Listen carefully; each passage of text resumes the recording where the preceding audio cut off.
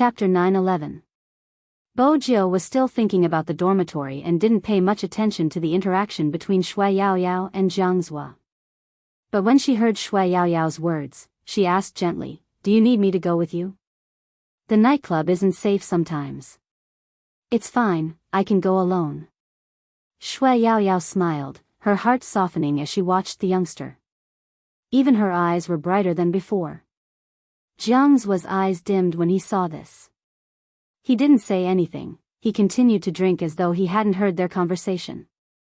He tilted his head back and drank the wine in his hand, turning his leg to let Shui Yaoyao out. After about a minute, he stood up and raised his glass towards Qin Mo. "I have a friend over there, you guys can drink first." Qin Mo glanced at Jiang Zhua. He was already aware of some things, but he didn't like to interfere in other people's relationships. Especially since he knew Jiang Zhua well, he only acknowledged with a faint mmh and didn't say anything else. At this moment, Shui Yaoyao was standing at the corridor. She wasn't dressed like the other girls in the nightclub, she was dressed very conservatively. It was just that she, who had lost weight, was especially fair. Her eyes were also a lot bigger. When she tied her hair up, her neck would always look very white and slender from the back. It made people want to know what she looked like from the front. There was a man passing by, dressed rather maturely. When he saw Shui Yaoyao, his eyes lit up. Then, he walked over and lowered his voice. His face was chiseled and tough. "Alone?" The nightclub wasn't well lit. Shui Yaoyao turned when she heard the voice. The man's gaze deepened. "So it's you." Shui Yaoyao didn't recognize the person in front of her, her eyes filled with confusion. "You are?" "I know Boss Feng." The man had a company under him. He was in the network integration business and wasn't unfamiliar with esports. Of course, it wasn't the photos that made him remember Shui Yaoyao. It was her personal story. Shui Yaoyao was just another selling point for a professional esports player's publicity. She was like most ordinary girls, but she had leaped into the limelight of a professional esports player. In addition, she used to be very mellow, and her current appearance was undoubtedly a very good story template. However, at that time, when the man looked at the information, he felt that if all the girls in this world were as hardworking as her, then the results of some things might be different. The man smiled. Originally, he had intended to play around, but now, there was a hint of sincerity. "All right, let's not talk about me. Why are you here alone? The nightclub is not a safe place." Shui Yaoyao wanted to say something. A familiar deep voice came from behind. "Boss Ling, you're in a good mood. I didn't know you knew my friend." Shui Yaoyao didn't need to look to know who that voice belonged to. It was probably because she did not keep to the time agreement that the person's voice carried a trace of coldness, as if it was stained with a heavy layer of ice. "Director Zhang's friend?" The man raised his eyebrows and chuckled. "It doesn't look like it." Jiang Zhua had never been like this before. Even though his lips were curved, there wasn't a smile in his eyes. "What doesn't seem right?" "Director Zhang's friends are all." The man paused before continuing. "She doesn't seem to belong to that type." Jiang Zhua glanced at Shui Yaoyao, probably because of the distance, his voice became colder. "Director Ling, don't you know that some people can't be judged by their appearance?" This sentence obviously had another meaning. The man frowned, wanting to speak up for Shui Yaoyao. But Jiang Zhua pulled her over, his left hand holding onto Shui Yaoyao's wrist. There wasn't a hint of awkwardness on his face, instead, he had a warlord's child smile. It was devilish. "I have some private matters to discuss with her, please help yourself, Director Ling." Before the man could say anything, Jiang Zhua had already dragged her to the corridor at the side. The nightclub's bodyguards automatically stood out, blocking the entrance. After all, this was Jiang Zhua's place. There were some special places prepared for him. The corridor was paved with red carpet, and at the end was a luxurious private room. That private room was rarely visited, specially provided for Jiang Zhua to rest. Hence, there weren't many people around, except for a few high-ranking officials and children who came to have fun. Even if they saw Jiangzhua dragging someone, they would think it was a beauty. The ambiguous expression on their face is clear. Hey, young Master Jiang seems to have changed his taste today. Who is this for young Master Jiang to bring her here personally? A drunk youngster placed his arm over a girl's shoulder, leaning over to see what Shui Yaoyao looked like. Jiangzhua blocked him, looking playful. What's so good about a girl? Go do what you have to do, I have something to do here. What can you do at this hour? The youngster laughed even more happily. All right, I understand. I won't disturb young Master Jiang and this lady, have fun. All right, get lost. Jiangzhua was always like this in front of others, his child aura mixed with the aura of a gangster. Shui Yaoyao heard his words and roughly knew what kind of person he thought she was. Hence, she didn't retort. Anyway, no one could see her from where she was standing. It was a day like today. Shui Yaoyao just hoped that no one would recognize her, as long as she didn't embarrass Supreme Alliance. Jiangzhua probably didn't want others to know that they were together, otherwise, he wouldn't have ignored her and said those words. Come to think of it, his attitude towards her had never changed.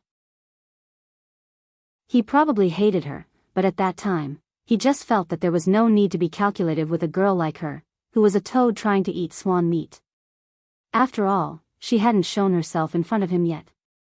Later, when the conflict erupted, she understood his hatred.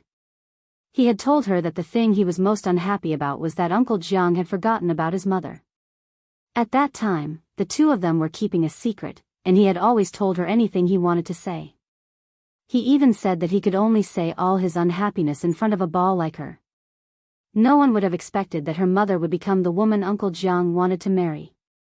To him, regardless of whether it was her or her mother, they were probably no different from the gold diggers outside. Ever since that day, the way he looked at her was as cold as ice, as though it could pierce through a person's bones, just like now. After entering the luxurious room, Jiangzhua exerted force with his wrist, pressing the person in front of him into the sofa. Then he bent down and lowered his body, his voice ringing in Shui Yaoyao's ears. I really underestimated your ability to recognize people. Why? Now that young Master Fu isn't important to you, you're starting to change him? Shui Yaoyao clenched her fists. This has nothing to do with His Highness Jiao. Looking at Shui Yaoyao's expression, Jiangzhua's gaze turned cold. You treasure him so much? What do you think he would think if he knew what you are like? Shui Yaoyao's gaze met Jiangzhua's, and there was no room for resistance. I have always thought that this contract is between the two of us. When we were together, we agreed to keep it a secret. Otherwise, I wouldn't have agreed to the contract. Yes, everything you said is right. Jiangzhua sneered, his fingers pinching Shui Yaoyao's chin. He bit down on her lips, his voice cold. But don't forget who begged me to agree to this contract. Shui Yaoyao knew that she had no right to refute his words. If that young Master Fu knew that you have done so much for him, would he be touched, or would he be like me and feel that you are pestering him? Jiangzhua's fingers slid down her chin, into her collar. It's a pity that no matter who you pester, you won't pester him to the end. The coldness from her collarbone made Shui Yaoyao shudder. Her fingers tightened naturally, her brows furrowed. Jiangzhua didn't like her expression. It was as though she was tolerating something and hadn't really accepted him. His gaze turned even colder. Why? You aren't even willing for me to touch you now? Shui Yaoyao knew that if she wasn't willing, Jiangzhua wouldn't take another step forward. Just like now, he had already stopped. Even though his breath still lingered on her lips and nose, at least his hand that was about to cover her had stopped. This gave Shui Yaoyao a chance to talk rationally. I just saw you with a very beautiful person. This was what she wanted to say this time. What was unbelievable was that Jiangzhua seemed to have recovered a little. His lips curved upwards, his beautiful eyes looking at her. It wasn't clear whether it was playful or sarcastic. Jealous? Only then did Shui Yaoyao realize that he had misunderstood something. She immediately explained, no, that's not what I meant. What I meant was, just like what we said in the contract, if you have someone you like, tell me and we'll end this relationship. Otherwise, you'll hurt a third person. Plus, if you have someone you like, you'll probably hate doing this with me, right? For some reason, his side profile suddenly turned cold. You don't have to remind me about such things. Just like what you said, if I have someone I like, I definitely won't want to touch you again. I will inform you when the time comes. Shui Yaoyao's voice faded, and she smiled as though a huge burden had been lifted off her shoulders. She looked as though she had heaved a sigh of relief. Jiang Zhua didn't seem to have the slightest interest. He retracted his hand and lit a cigarette, holding it between his fingers. Aren't you a little too self-conscious? Chapter 9:12. How do you think I feel about you? Jiang Zhua glanced over, the color in his eyes darkening. I just feel indignant, don't misunderstand your position. If it had been in the past, Shui Yaoyao would have been heartbroken. But now that she knew the truth, she said, I've never misunderstood anything. I'm just reminding you because if something happens, it won't be good for either of us. Similarly, I won't have any illusions about you anymore. I've said what I should have said that day. Actually, thinking about it, it's quite funny that we have such a contract, isn't it? I earned quite a bit from the competition this time. If you have any thoughts, we can use other methods to solve some problems. Jiang Zhua laughed, reaching out to extinguish the cigarette in the ashtray, the coldness at the corner of his lips obvious. That's right, I forgot that you're already a small god in the esports world. Why? After gaining fame, you feel that your past is too unbearable and you want to get rid of it? Jiang Zhua leaned over, his breath hitting the back of Shui Yaoyao's ears. The game has already begun, as for when it ends, it's up to me, not you. With that, Jiang Zhua stood up, walking out of the room. The aura emanating from his back made some of the staff in the nightclub afraid to take a step forward. Anyone could tell that young Master Jiang wasn't in a good mood, which was why he came to the nightclub to drink. Now, it seemed even worse than before. He had clearly brought a girl in. How did he end up like this? Shui Yaoyao glanced at the door that had been slammed shut, the sound still echoing. She roughly knew what Jiang Zhua was thinking. He had always been a leader. Of course, he wouldn't allow anyone to end what he wanted to do. It probably had to do with his pride. Shui Yaoyao stood up, walking out.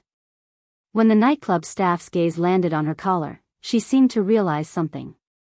She blushed, lowering her head to tidy her clothes before walking towards the Supreme Alliance card bag. She had thought that if he left just like that, the agreement would be cancelled. What Shui Yaoyao hadn't expected was that in less than 2 minutes, she received a message from Jiang Zhua just as she walked down the corridor. The content was for her to greet the people from Supreme Alliance. Someone would pick her up and they would meet at the usual place. She had been going there every Thursday since they had agreed to meet at the old place. That was Jiang Zhua's own house, probably no one knew he had such a house.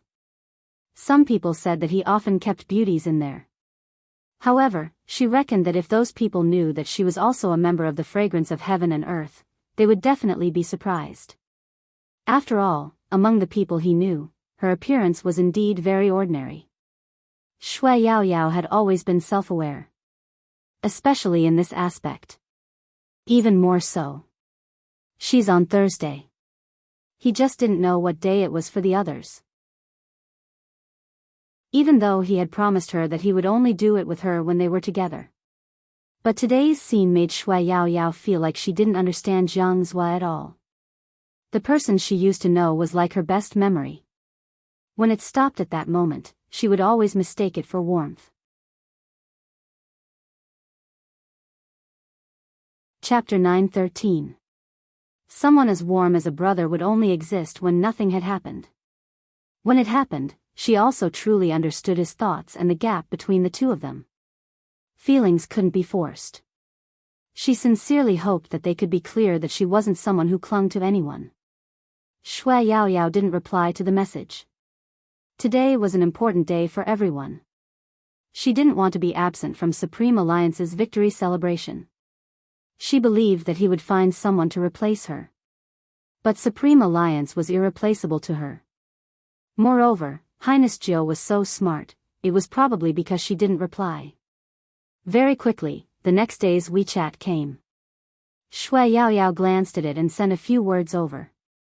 Find someone else today. After the National League, I will abide by our agreement. Find someone else?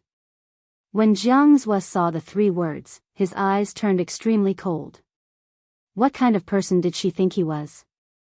Or was it because she didn't care anymore and it had nothing to do with her who he was with? Jiang Zhua sat in the back seat of the extended black car. The interior of such a luxurious car was very grand.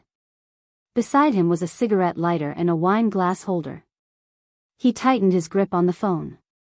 That man from the Fu family was really very important to her. The driver could clearly see his young master's unhappy expression, but he didn't dare to say anything. He watched as the person threw the phone in his hand to the side and disappeared into the night. Not going there today, back to the courtyard. Yes, young master. Even though the driver was shocked, he didn't show it. But his young master had said that he was going to pick up second miss today. Now it seemed like they weren't on good terms again. Outside the car window, the night continued. The unique liveliness of a nightclub hadn't subsided at all. It was the reverberation music that could make people high. The DJ wore black headphones and played with one hand while the other led the rhythm. It was like a sleepless night that made people excited. But it was such a night that things happened easily.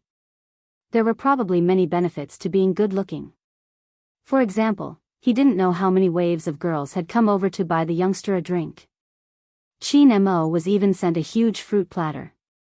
Perhaps it was because Jiang Zhuo wasn't the one serving Qin Mo this time. He didn't go to the private room along the corridor. Instead, he sat at the 2 sides of the stage, which was why people thought he was just here to play. After all, Qin Mo was wearing his private clothes. He had shed the business suit and the team battle uniform. All that was left was his original color. He was noble with a hint of indifference. It was the kind of temperament that attracted girls. Even the curve of his chin made people want to stare at him again and again. At this time, Coco always sighed. They were both university students, but why was there such a huge difference between him and Captain? In fact, even if they were all esports almighties, only Coco had appeared more often. Hence, Coco was wearing a black mask and hugging a bottle of wine to get drunk. He was frustrated that he couldn't show off his beautiful face. Speaking of which, it was probably because of his cold aura that not many people got close to him. On the other hand, Bojio was surrounded by 3 to 4 girls, all of them blushing as they chatted with her. This was what Shui Yaoyao saw when she came back. Bojio smiled and said to the girls, "My friend is back, please give up your seat." Even if the girls had other thoughts, they could only leave since she had already said that. But before they could take a step, it happened. Not far away, a man with a thick gold chain and a handbag on his arm walked over aggressively. Behind him were 3 or 4 people who looked like underlings. He swept a glance at one of the girls and pulled her back. He raised his chin and glanced at the silver-haired youngster in front of him. "Do you know who she is? How can you drink her wine so casually?" Lin Feng was tired of looking at the girls and wanted to talk to Little Spade about brotherly matters. The so-called brotherly matters were probably to ask the gays what they were thinking. Why didn't they like soft girls? Why did they have to like guys who were as hard as them? He hadn't expected that before he could put on a serious expression, someone had come to ruin his plans. The naive Lin Feng's definition of a good thing was a little unusual. But that didn't affect his desire to beat them up. The man with the gold chain was still pretending to be cultured. "Look at your looks, you haven't been around much. How are you going to settle the score for flirting with someone's girlfriend? Shouldn't you talk about it?" Bojio swirled the wine glass, looking like a nocturnal prince. She laughed. "What do you want to talk about? I'm not an unreasonable person who dares to drink anyone's wine, right?" The man with the gold chain glanced over. Immediately, someone passed a bottle of wine over. It was white and had a high purity. "Since you like to drink so much, finished the whole bottle in front of me. The man with the gold chain sounded calm, his entire aura imposing. Usually, the students would have given in when they saw him like this. A bunch of people who came from nowhere were acting so high profile just because they were handsome. Weren't they asking for a beating? The golden-chained man wanted to teach them a lesson and let them know how high the heavens were and how deep the earth was. But the man didn't expect the youngster to not show any signs of fear. Instead, she looked at him and lifted her lips. "What if I say I don't want to drink?" The gold-chained man's eyes darkened, and he looked very dangerous. Looks like some people just want to suffer before they realize how ridiculous their words are. With that, he glanced to his left and right. The two of them clenched their fists, rushing towards her with a murderous aura. But before they could even get close to the young man, their feet hit the ground, and they fell face first onto the ground. It was Chin Mo. He was still holding onto the wine glass, but his long legs were stretched out. The man with the gold chain was infuriated when he saw the situation. "Look, this bunch of people refused a toast only to be forced to drink a forfeit. What are you waiting for? Hurry up and attack," the man with the gold chain ordered. The people around him pounced towards the youngster like a swarm of bees. They were obviously relying on their numbers and familiarity with the place to get rid of someone. The man with the gold chain was still waiting for the youngster to beg for mercy. Just then, the youngster in front of him bent over and kicked beautifully. While she dodged the man's attack, she reached out and pulled him over forcefully. The youngster's movements were swift, so swift that the man with the gold chain couldn't retaliate in time. The others froze. After their legs were kicked by the youngster, they realized one thing: these people weren't to be trifled with. Bojo didn't mind. Since things were smashed during the fight, he would let the troublemaker pay for it. With that in mind, the youngster grabbed onto the gold-chained man who was about to retreat. Her actions were so cool that Lin Feng, who was seated at the side, wasn't of any use. She watched as the rest of the men were pushed down and there was only one left. Bojo exerted strength in her wrist. She grabbed onto his collar with one hand and lifted him up. "Do you still want me to finish the whole bottle? Do you know who I am? Do you know whose place this is?" The man with the gold chain was used to being arrogant and had no intention of holding back. "How dare you fight here? Where do you think this is? Where do you think you can come and go as you please? Look at my relationship with Jiang Zhua. How dare you challenge me?" That explained why the man with the gold chain was so fearless. It was because of their relationship. But if he was really close to young Master Jiang, how could he not know the Almighty? It was highly possible that the man with the gold chain was just a friend of young Master Jiang. He was flaunting his relationship with Jiang Zhua in front of the Almighty. Bojo treated it as a joke. The man with the gold chain didn't change his attitude towards them. Especially the person who had been sitting in the innermost corner. He lifted the corners of his lips as though he was mocking him. The man with the gold chain couldn't tolerate it. When he saw the waiters and bodyguards, even the manager was alerted and ran over. Instantly, he gained confidence. In reality, she had tried her best to reduce the area of influence during the fight. However, the big golden chain did not seem to think that it was time to reduce the area of influence. Instead, his words made many people look in his direction. After the manager heard the news, he hurriedly ran to the card box. The gold-chained man pulled him over. "Manager Li, look. These young people like to cause trouble. People like them should be chased out. It's good that you're here to teach them a lesson."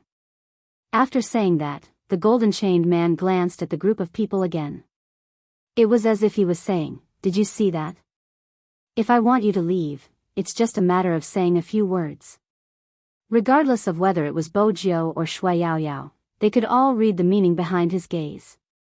"Actually, it doesn't matter if Manager Li doesn't come. I can handle these people myself." Intentionally or unintentionally, the man flaunted his connections.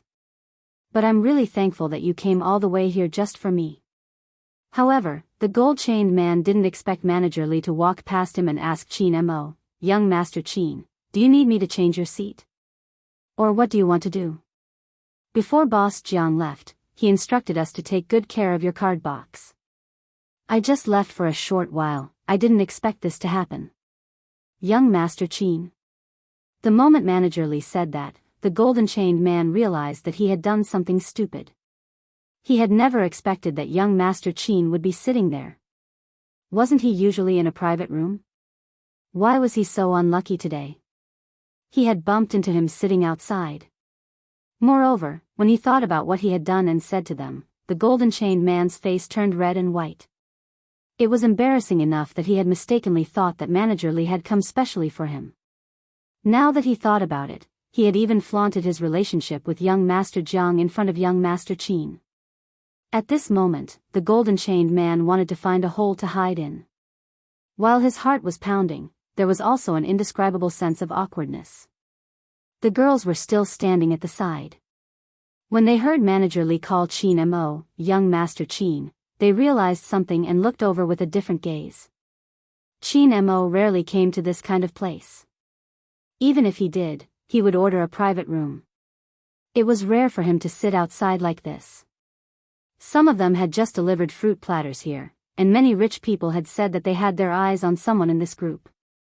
Now, it seemed that none of them were people that they could get close to. As for Qin Mo, he lifted his lids and glanced at the man in the gold chain. His voice was calm and there was an indescribable indifference in it. There is one thing you are mistaken about.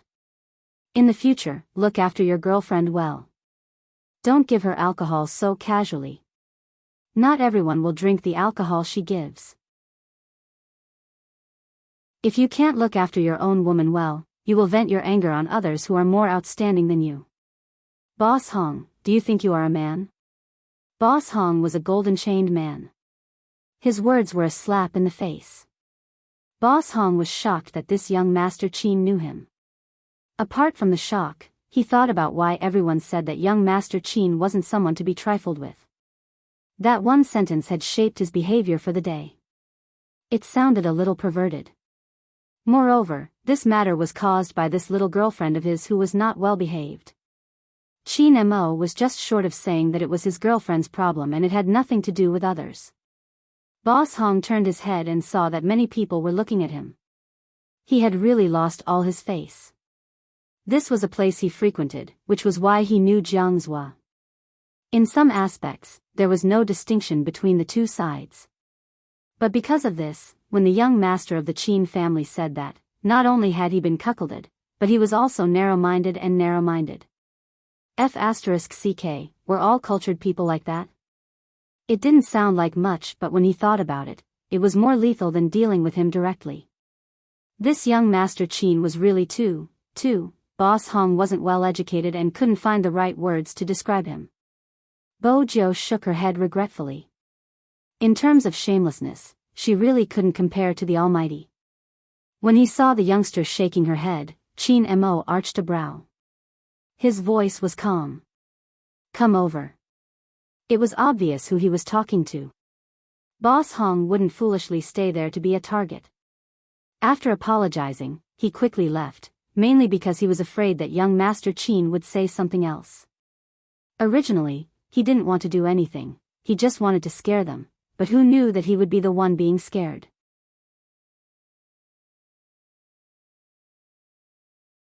Chapter 9:14. Bo Jiao arched a brow. She walked over. Qin Mo didn't hold back at all. He sat there and pulled her over. His thin lips were extremely close to her nose, just a few tenths of an inch away. Their posture instantly attracted a group of people's attention. Especially when the youngster leaned forward, the sharp edges of his face were covered with tiny fur. It was clean and fair, carrying an indescribable handsomeness. The two of them were in such a position, it was too much like the prelude to a kiss. It's too easy to attract attention. Bo Jiao. She really didn't know what to say. After all, the Almighty was the best at attracting attention. The two of them were already handsome.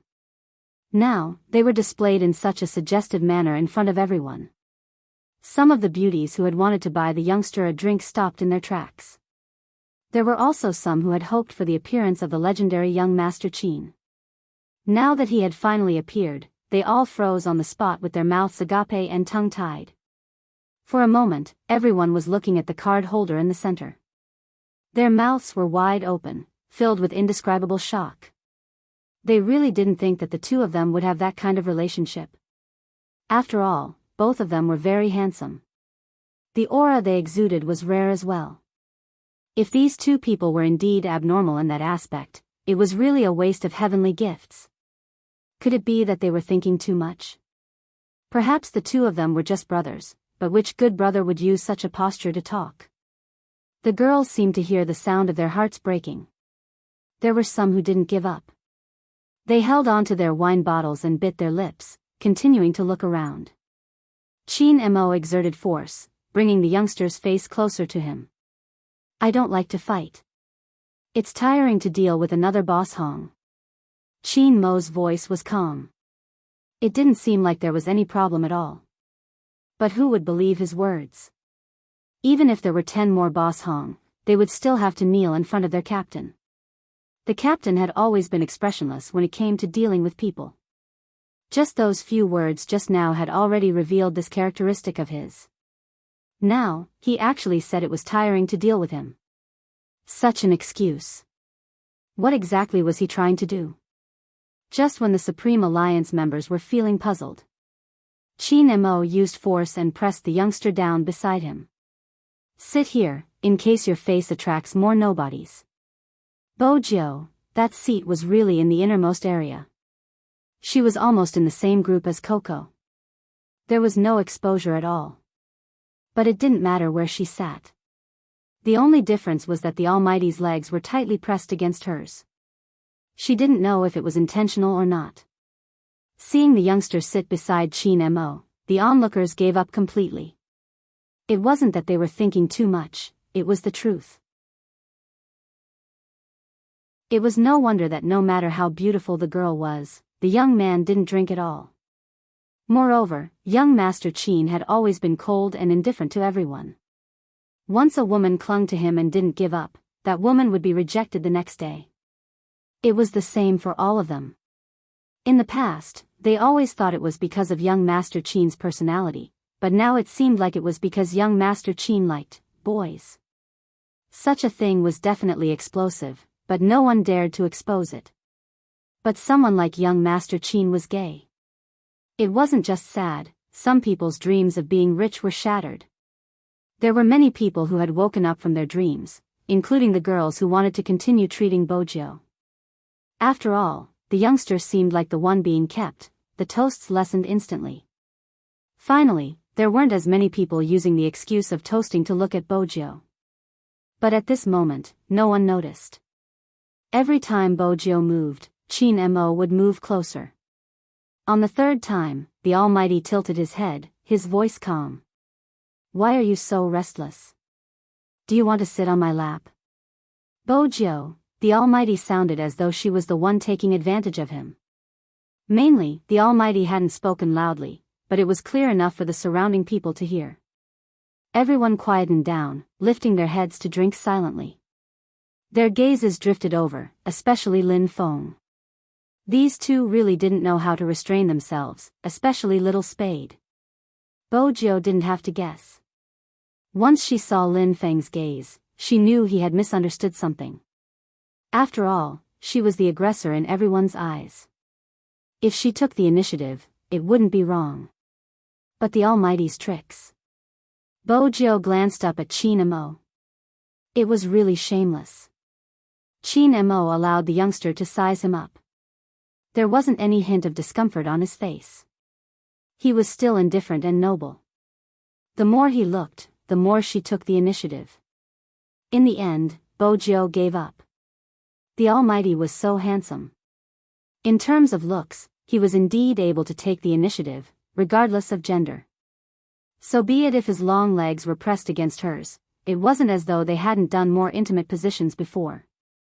She could touch his thighs and make the crime of taking advantage of him a reality. Since she was already the one taking advantage, it would be a waste not to touch him. After thinking it through, the youngster's expression became more mischievous. She placed her left arm on the sofa behind her, her right hand naturally placed on his long and slender leg. Speaking of which, it did seem like a domineering CEO teasing his secretary. It wasn't bad for her. Especially when her hand was placed on the Almighty's thigh, she could clearly feel his body freeze for a moment. Bojo had always been more than happy to be able to influence his actions. She still remembered the time when she had first met the Almighty. She had only needed to blow into his ear and he would go berserk, wanting to stuff her into a bucket like trash. It was rare to see an Almighty like this.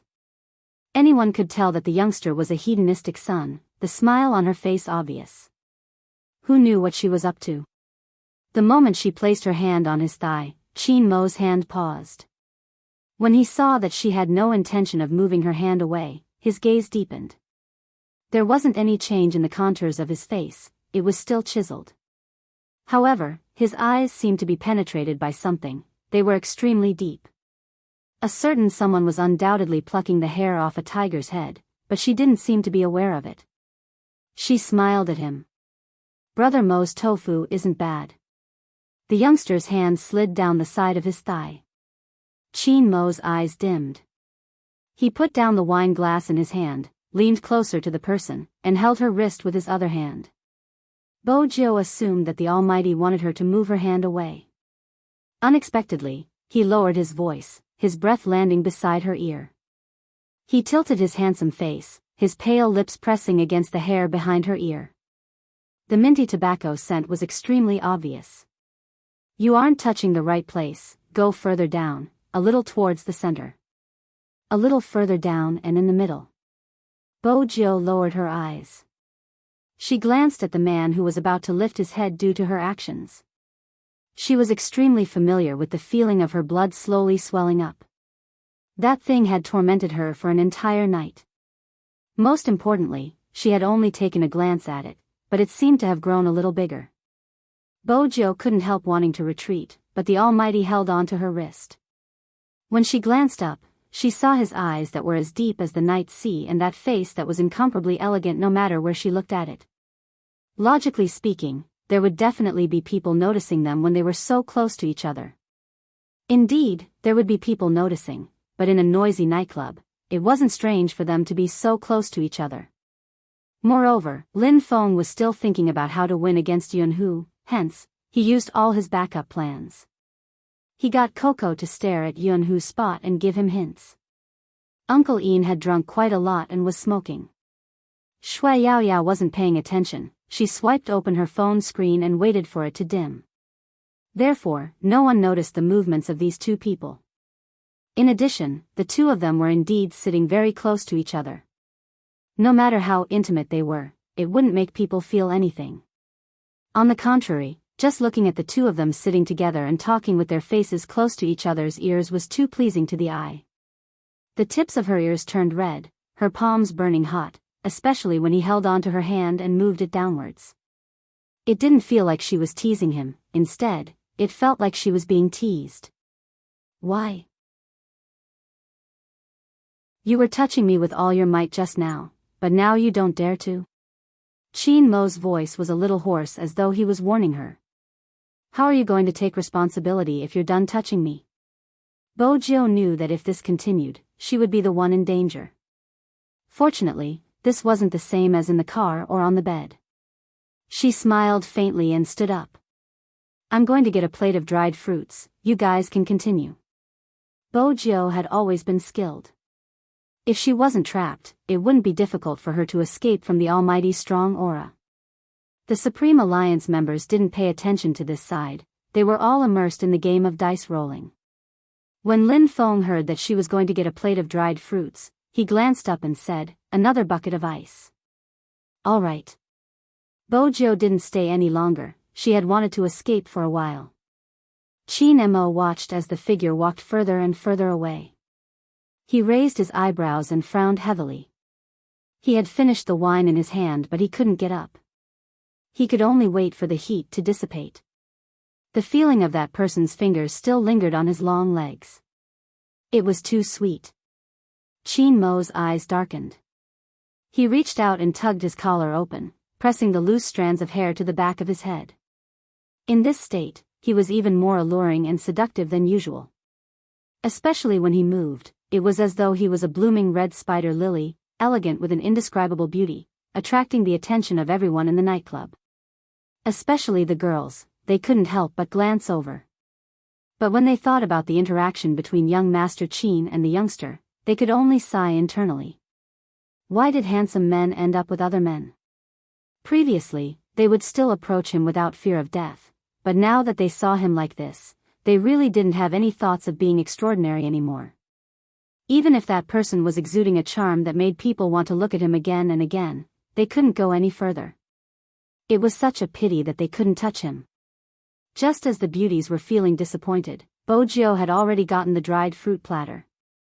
But when she brushed past a girl, she suddenly stopped. It wasn't for any other reason, it was because the girl didn't know what was going on, but her legs went soft, and she almost fell. Bojo went over to support her instinctively. But when she touched the girl's arm, her heart froze. Why was she so skinny? That was Bojo's first reaction. But before she could react, her fingers were trembling. The girl seemed to be enduring something, her fingers trembling slightly. Bojo thought something was wrong with her. She tilted her head and asked, "Are you feeling unwell?" Washroom. The girl finally raised her head. Her looks were not bad. It was probably because her makeup was messed up that she looked a little like a ghost. Bojo observed her expression. The washroom isn't in this direction. Washroom, I need to go, to the washroom. As the girl spoke, she seemed to be inhaling and exhaling. Her expression became very indescribable. Even her face was much paler than before, as if a serious illness was about to act up. But Bojo knew it wasn't a serious illness, it was a state that happened when a drug addict wanted to take drugs. But she never expected someone so young to be involved in drugs on the mainland. After all, the girl seemed to be around her age and was just a high school student. Bojo frowned, reaching out to pull the girl's wrist over, pulling the sleeves of the long dress she was wearing. Sure enough, in the armpit, there were still remnants of the tiny needle and the greenish skin. This proved that she wasn't a newbie. Bojo's eyes widened, this was the first time there was a different color in them. She was well aware of the law and order in the mainland. Some places were extremely strict with drugs, especially in Jiang City. Besides, based on Jiang's personality, even if he opened a nightclub, he wouldn't allow his subordinates to touch such things. After all, he was a military officer. Coupled with his background and his relationship with the Almighty, all of these made this nightclub cleaner than any other nightclub in the city. If there was anything that was not clean, it would be the interactions between the officials. But those had nothing to do with drugs. More importantly, this girl didn't seem like someone who would be addicted to drugs. After all, no matter from the way she dressed, she belonged to the type of obedient girl.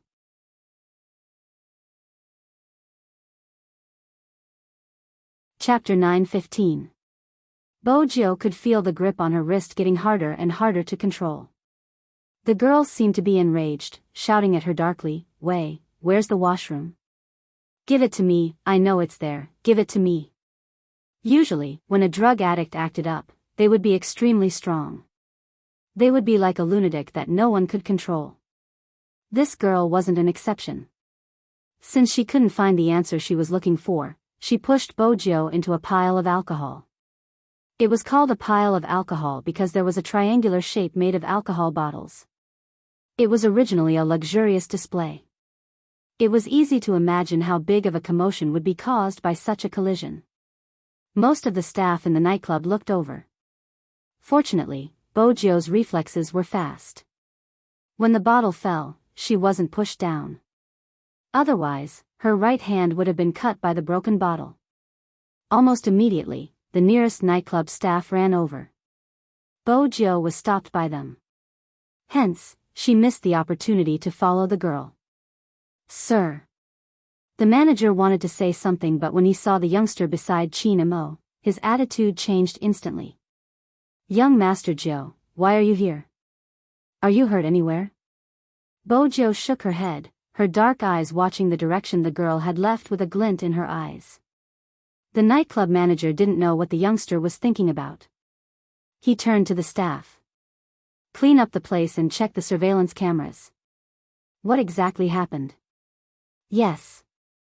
The nightclub manager was smart. He knew the youngster wouldn't knock into a pile of alcohol for no reason. Moreover, she had knocked into it with her back.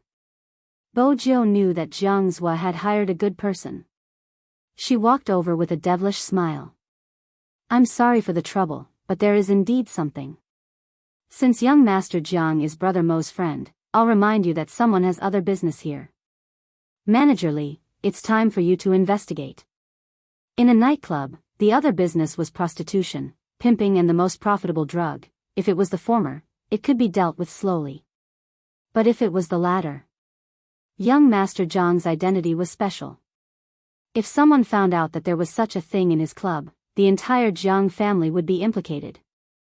Manager Li's expression changed, but he had to suppress it in front of the youngster. What other business does young Master Jiu mean? Bojo stuffed a hand into her pocket and took a step forward. She opened her lips slightly, her voice calm, but it was as though a huge chunk of gold had drilled into Manager Li's heart. Fan. With just one word, Manager Li could no longer maintain his composure. How? How did young Master Jiu know about this? Manager Li was very anxious when he said this. Bojo could tell and briefly explained the process. Manager Li really didn't know what to do. Bojo suggested, let's head to the surveillance room and check the footage of this girl. We have to report this to the police. If we don't, when they find out, your shop will become a den and you won't be able to clear your name. Also, Manager Li, how many bathrooms do we have here? Bathroom? Manager Li didn't understand. Young Master Jiu, why are you asking this question?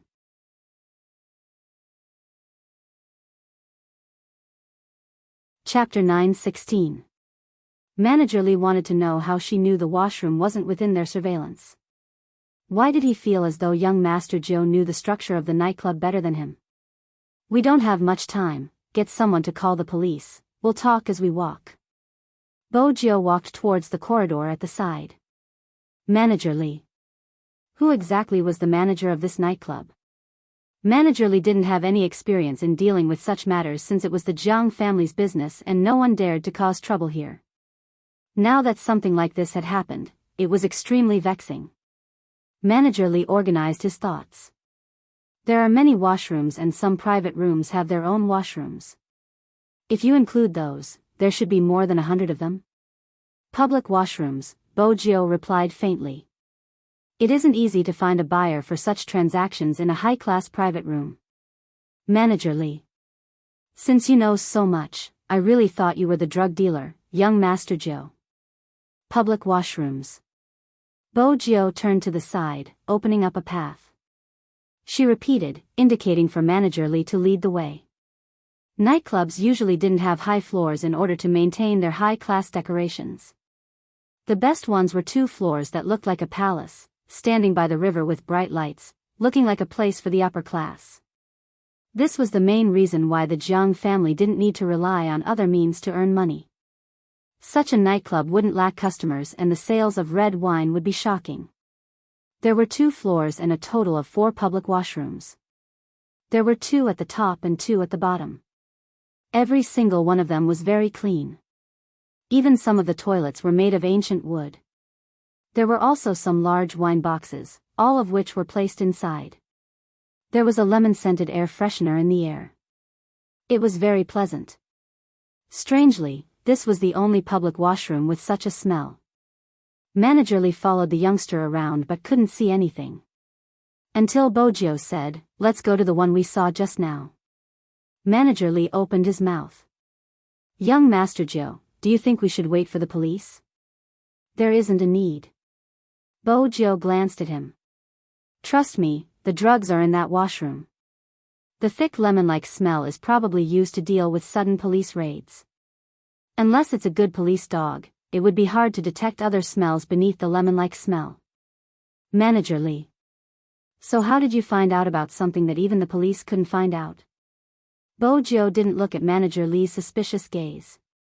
She smiled faintly and stepped into the bathroom. Without a moment's hesitation, he directly walked into each of the small partitions. What she saw was basically a seat with a sink in the back. When she lowered her eyes, her silver hair fell down and covered her expression, making her look especially handsome. Perhaps it had something to do with the youngster's movements. He casually stepped on the sink with one of his long legs and knocked on the sink lid with one hand. As his thin lips curled up, he directly lifted the sink lid. The entire process was as manly as flowing water. Manager Lee was dumbfounded by the sight. His disassembly skills were almost on par with professional toilets. Bojo pried them open because she wanted to see if there was anything inside. But it would take too much time for her to do it alone. The young man straightened his back and said, "Manager Lee, get your men to remove all the toilet and sink lids in this washroom. It'll be faster this way." Manager Lee really didn't know how to describe his current feelings. But having someone at the side to handle it was better than having no one since the police hadn't arrived yet. He ordered 4 to 5 people to enter the washroom. Bojo glanced at the corridor outside. "Manager Lee, can I trouble you to hang up a cleaning sign outside the washroom? They were here to find clues and arrest someone. If they didn't close the door after creating such a huge commotion, they would be in trouble in the end." Manager Lee sincerely felt that young Master Joe's face didn't change at all when she commanded him. She was even better than their young Master Jiang. At this moment, it wasn't the time to be concerned about such things. Even though he wasn't sure how capable he was. But the youngster didn't seem like a clueless person. But thinking about it, it was strange. It wasn't as if Manager Lee didn't know the youngster in the past. Using the word prodigal to describe him was a compliment. But now, the youngster standing in front of him seemed to have been reborn. His action of kicking open the washroom door was swift. Moreover, when the youngster gave orders, his aura was irresistible. "Go and hang a sign." A smart person like Manager Lee would never judge someone based on their past impressions. Hence, after Bojo finished speaking, he immediately got his men to do it. He wanted to see if the youngster could find anything. The washroom's decor wasn't as luxurious and wasn't as small as other nightclubs. There were about 20 seats. The 4 of them lifted the cover of the sink, but they weren't as fast as the youngster. Manager Lee watched from the side, feeling conflicted. In the end, the youngster lowered his lids. His handsome face seemed to be smiling. He reached out with his other hand and gestured towards him. He didn't even turn his head, indicating for him to go over. As the person in charge of the biggest nightclub in Jiang City, Manager Lee, who was known as Boss Lee, had never done such a crude thing before. But after understanding the youngster's intentions, he couldn't not go over. There might be something. Helplessly, Manager Lee pulled out a handkerchief from the front pocket of his suit. He covered his nose and walked over.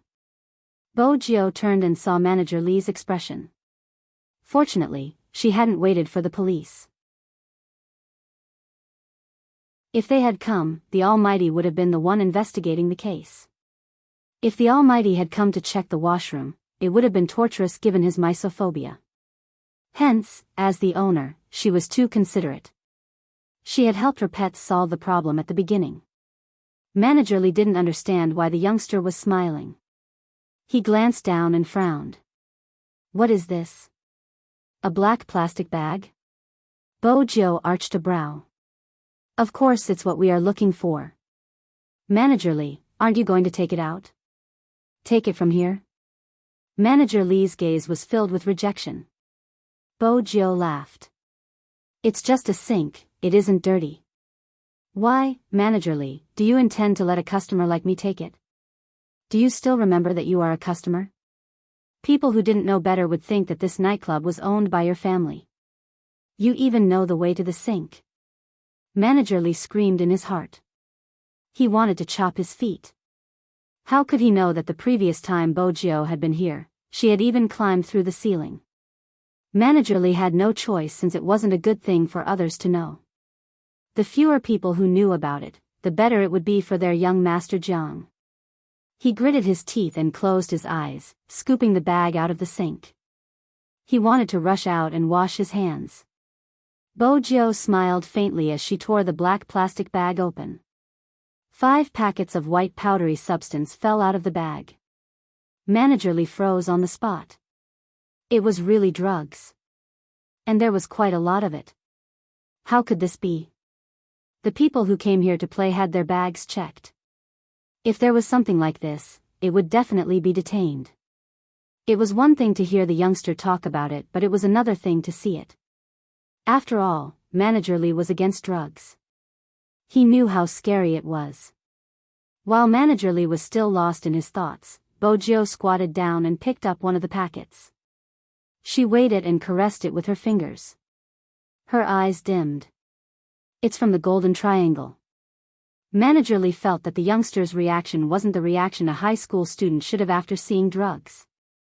But from the way she was searching, it didn't seem like something a high school student would know. Most importantly, how did young Master Jiu know that these are from the Golden Triangle? If he didn't know young Master Jiu's character, Manager Lee would have suspected that he had placed the things in the black plastic bag.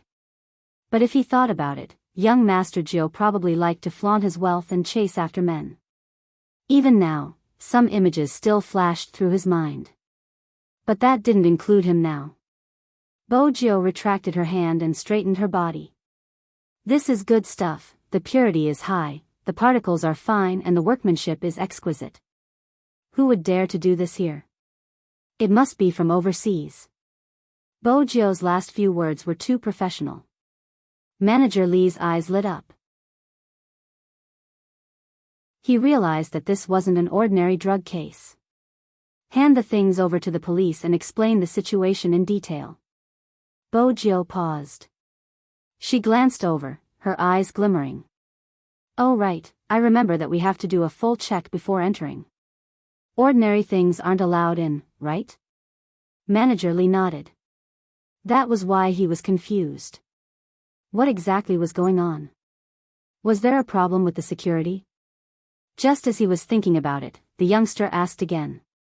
The young man asked again, who's in charge of cleaning the bathroom? You have to ask the Human Resources Department. As a manager, he didn't know. Bojiu smiled. If it's convenient, give me a list. All right. Manager Lee's mind wasn't on this anymore. When his phone lit up, he seemed to have regained his confidence. The police are here, I'll get them over now. Don't. Bojiu reached out to stop him, a faint smile on her face. Let them go to your office. Some things aren't suitable to cause such a huge commotion. If we alert the enemy, we won't even be able to have a surprise. Surprise? Now, Manager Lee only felt terrified. Who on earth placed these things in the sink of the toilet bowl without anyone noticing? And it wasn't just one, there were 2 black plastic bags. That was a total of 10 packets. 10 packets? How many people would be addicted? The scariest thing was, he didn't know how many people had bought a portion of it before they discovered it. Manager Lee rubbed the space between his eyebrows. Why was Jiang City so unstable during this period of time? What should we do, young Master Jiu? We have to tell the police about this sooner or later. Bojiu's eyes dimmed. We can tell them, but don't let them come to this toilet. Just treat it as a routine check. I'll inform Brother Mo later and he'll settle the rest. It would be best if young Master Qin could help us. Manager Lee heaved a sigh of relief. I still have to inform Boss Jiang about this. We can't hide such a huge problem from him. Bojiu wouldn't interfere. Up to you, it's better if others don't know. I understand, young Master Jiu. It won't be a good influence. Bojiu knew that it wasn't just a bad influence, there was a high possibility that someone had planted them here. The drug business was a profitable business. Many people were unscrupulous in order to earn this kind of money. Sometimes, the people who dealt with these things in the middle were the most inconspicuous ordinary people. They wouldn't even think about what was in the black plastic bags. In the past, Bojiu had been to a small town near the Golden Triangle in Yin City. There were many anti-narcotics policemen from the past. Countless anti-narcotics policemen died there in a year. They knew that it was the entrance to China. Once it was opened, the consequences would be unimaginable. Hence, they didn't hesitate to risk their lives. It was all for the sake of allowing the people living here to be happy and live a blessed life. It was a pity that some people didn't have this awareness. Especially in that kind of border area. No one could have imagined that the largest drug trading market at that time, and the way to transport drugs from overseas to within the country, was a vegetable market in that small town. On one side, they were honest vegetable sellers. On the other, they were transporters who transported drugs to various parts of the continent. They knew what they were doing. But in their hearts, it was fine as long as they didn't take the drugs. It was mainly because selling drugs was more profitable than doing anything else. Hence, these vegetable sellers became the perfect middleman for the drug traffickers. At that time, the police couldn't find any clues because no one would have thought that the ordinary vegetable seller was a drug transporter. What was more frightening was that the entire market was the same. Once a person's worldview was formed, it was really hard to change. We humans are often the ones who kill ourselves. The people in the market were like this. When the police went to investigate, they even felt that the police were interfering with their business. It wasn't like the narcotics officers had never encountered such a situation before. There were also some celebrities who took drugs. There would always be a group of people who would say, "Isn't it just taking drugs? We didn't harm anyone. Why are you pestering our dada? I really feel wronged for our dada," if this was enough to make him feel aggrieved. What about the anti-narcotics police who sacrificed their lives at the border to protect everyone? Bojo felt that some people weren't worth protecting. So she was different from the Almighty.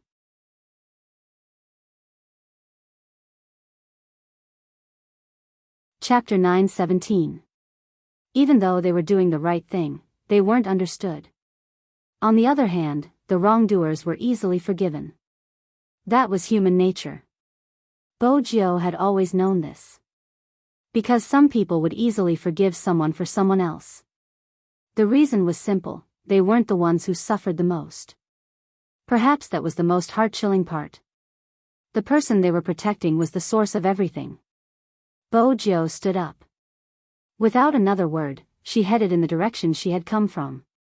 After Manager Li kept the drugs, the first thing he did was to call Jiangzhua.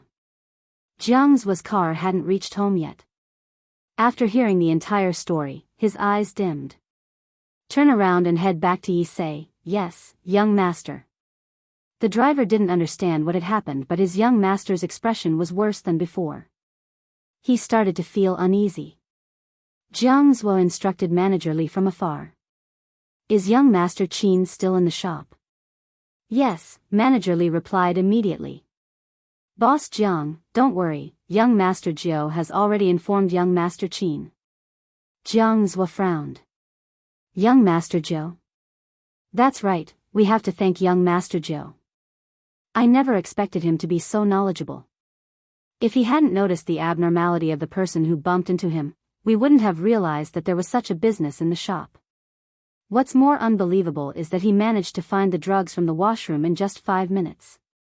Young master Jiang, you can't judge a person based on their past. They change too quickly, way too quickly." Manager Li wanted Jiangzhua to understand the entire situation. Mainly, he wanted to explain why young Master Jiao knew about the drugs. It was because young Master Jiao had been the one who had discovered the drugs and not him. Oh right, young Master Jiao was the one who suggested calling the police. He said it would be good for our shop. Jiangzhua's fingers stilled. He hadn't expected that the person who would solve the problem for his shop would be the young master of the Fu family. The night continued to fall. Qin Mo glanced down at the time on his phone. Wasn't a certain someone taking too long to get a dried fruit plate? At this thought, Qin Mo's eyes dimmed. Then he stood up, the warmth in his eyes no longer visible. "Captain, where are you going?"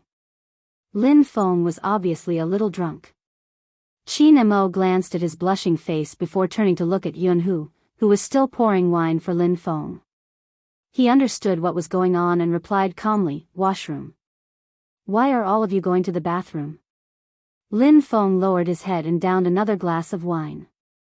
Qin Mo basically didn't interfere with the relationships between team members, be it male or female, male or female. What he was thinking was, what did that guy go to do? With a certain someone's skills, even if something had happened, it wouldn't have taken so long. A whole 15 minutes. Could it be that it was the same as last time? He was on the run again? Qin Mo's left hand that was hanging by his side tightened. The curve of his chin was a little cold, so much so that there was an indescribable hostility in his back view. There were always all kinds of people in a nightclub, especially in the direction of the corridor. There was also a boy who seemed to be drunk. Otherwise, he wouldn't have dared to walk in front of Qin Mo. That person probably didn't have a normal sexual orientation. When he saw Qin Mo walking over, he couldn't move his eyes away. It was as though he wanted to get closer to Qin Mo.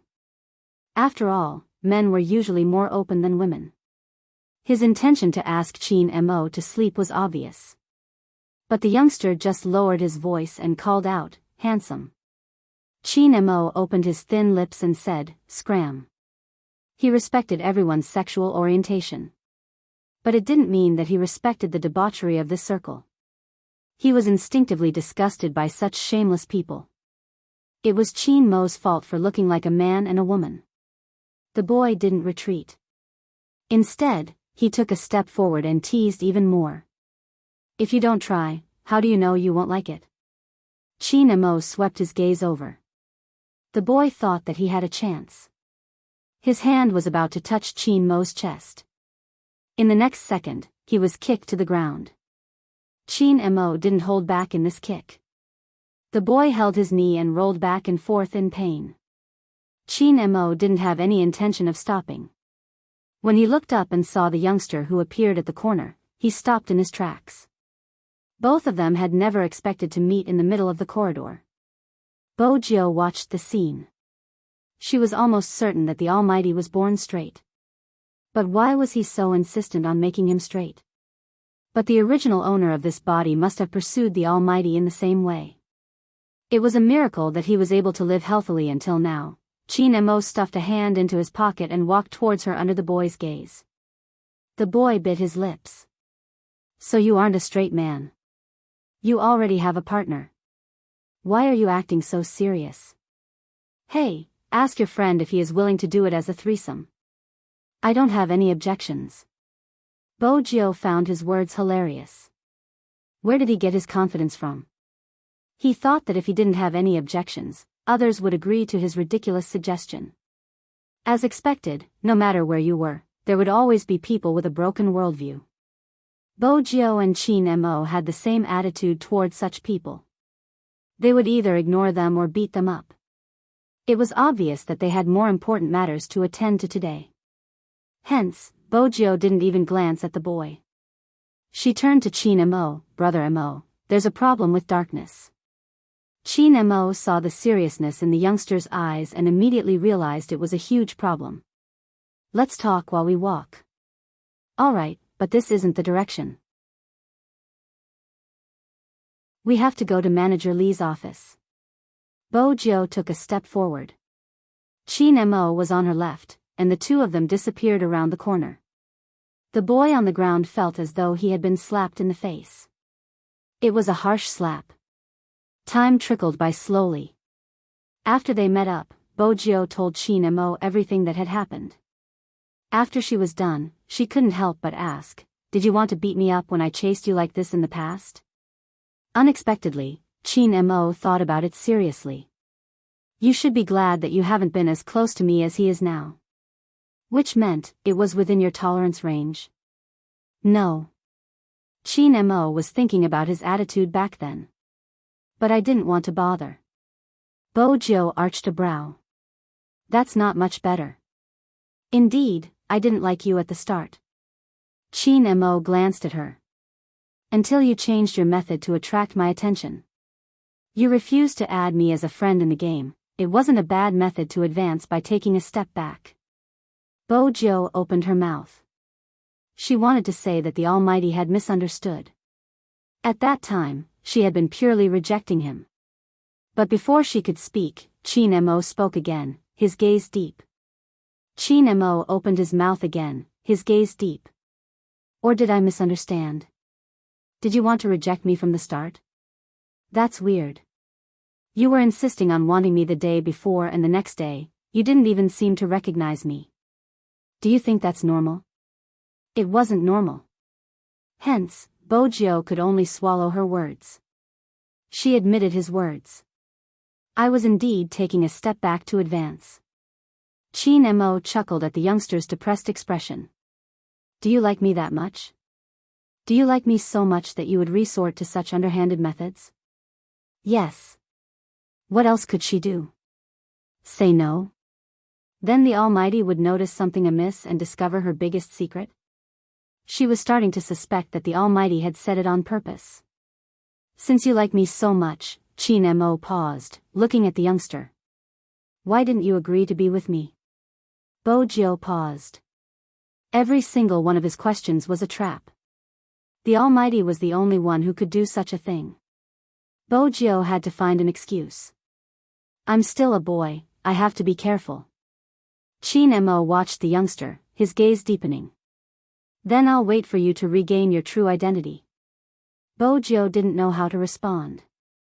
She hoped that the Almighty would treat her the same way he treated her after he found out who she was. On the other end, Manager Lee couldn't help greeting Chin Mo when he saw him. Young Master Chin. The police had arrived as well. After finding out about the drugs, they had planned to take action immediately. Fortunately, Chin Mo had arrived in time. He had called Director Huang since most people didn't know Chin Mo's identity. Without Director Huang's call, the police wouldn't have been mobilized. Director Huang knew Chin Mo well. If there wasn't a case, he wouldn't have contacted him. Unless there was a case. Hence, the moment he hung up, Director Huang rushed over. By then, Chin Mo and the others were already in the surveillance room. With the youngster as a witness, they had successfully locked onto the drug addict who had bumped into him. I have to report this case to the higher-ups and apply for a higher level of authority. Director Huang's voice was deep. Since the drugs were being spread in such a manner, it wasn't just a simple business. It was a large-scale organized drug trafficking. They had even processed the smell, which proved that their opponent wasn't easy to deal with. In the end, how did the drugs get in? How did they contact the buyer? Who was the one who avoided the surveillance at night and hid the drugs in the bathroom? Besides, it was rare to see such a drug trafficking method. There had to be something fishy going on. Director Huang hadn't experienced such a thing in years. Ever since Chin Mo had dealt with that bunch of people, drugs hadn't appeared in Jiang City again. Why did he sense a dangerous aura that signaled the arrival of a storm? Chin Mo was still watching the surveillance when he caught sight of the youngster lifting the lid of the sink. He glanced over, glancing at her. How did a rich young master know that it was easy to hide drugs in such a place? Bojio seemed to have noticed his gaze. She tilted her head and caught a flash of suspicion in his eyes. At the same time, she realized that her actions weren't appropriate in front of the camera. It could even be said that her actions were filled with loopholes. But even so, Bojio was still able to pull it off. She lifted her thin lips and her eyes curved into crescent moons. When the girl bumped into me just now, she kept talking about the washroom. I found it strange, but fortunately, we went to the washroom to take a look. Manager Lee. That wasn't a look, it was a walk in the park. She was even more familiar with such matters than the police. But there wasn't a need to say such things in such a setting. Bojio glanced up at Chin Mo. She wasn't sure if the Almighty would believe her. Even if he didn't, there was nothing she could do. The more she interacted, the harder it was to hide. Bojio was mentally prepared for this. What should we do now? Manager Lee asked. Chin Mo retracted his arm from the control panel, his voice calm. Put the things you found back in their original positions and pretend you don't know anything. Manager Lee was confused. What was young Master Chin going to do? Leave a few plainclothes policemen to patrol the toilet 24/7. Within a day, arrest all the people who take the goods from here. Chin Mo tapped his fingers and asked the same question. How many cleaners are in charge of the bathroom? After hearing this, Manager Lee subconsciously turned to the youngster. At this moment, Bojio understood the Almighty's entire plan. They would continue to place the bait. Not only would they not alert the enemy, but they would also think that it was safe and walk right into the trap. As for why they were asking about the cleaners in the bathroom, the reason was simple. Other than the staff of the nightclub, everyone had to go through a security check before entering the nightclub. Hence, they could basically confirm that someone from the inside had brought the drugs in. In terms of quantity, carrying so many drugs to work would be a psychological burden for anyone. No one would be afraid of being discovered when doing such a thing. If they were discovered, it would be a crime. Hence, they wouldn't do it. There was only one type of person who could easily bring such a large amount of drugs into the bathroom, and that was the bathroom cleaner. Usually, the cleaners of large entertainment venues would push a trolley with a medium-sized trash can to do the first thing in the morning. It was a natural tool for transporting drugs. No one would notice what was inside.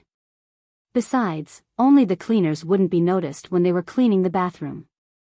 Besides, they would be able to check if there was anything wrong with the goods during their shifts. This meant that the person transporting the drugs was definitely one of the cleaners. Bojio wasn't sure how the girl knew the drugs were in the bathroom.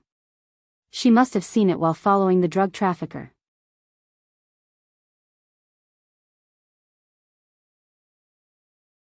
Chapter 9:18. Manager Lee didn't understand why both of them were asking about the cleaners, but since young Master Chin wanted to know, it wasn't a small matter. A phone call immediately summoned the personnel of the Human Resource Department. Young Master Chin, this is the information on the employees in charge of cleaning at Issei. There are a total of 12 people, and they all work in 2 shifts. These people aren't very educated, and they aren't very young. There are aunties and uncles, and they're basically all from the counties around Jiang City. If young Master Chin wants to look for them, I'll call all of them over now, Manager Lee said and was about to call them. There's no need. Chin Mo lowered his head and flipped through the document, his long fingers sliding across the surface.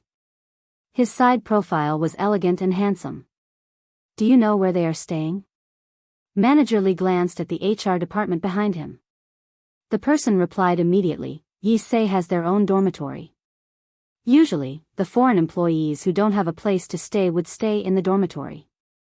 So all 10 of them are staying in the dormitory? Chin Mo's voice was calm. The person hesitated for a moment. I think so.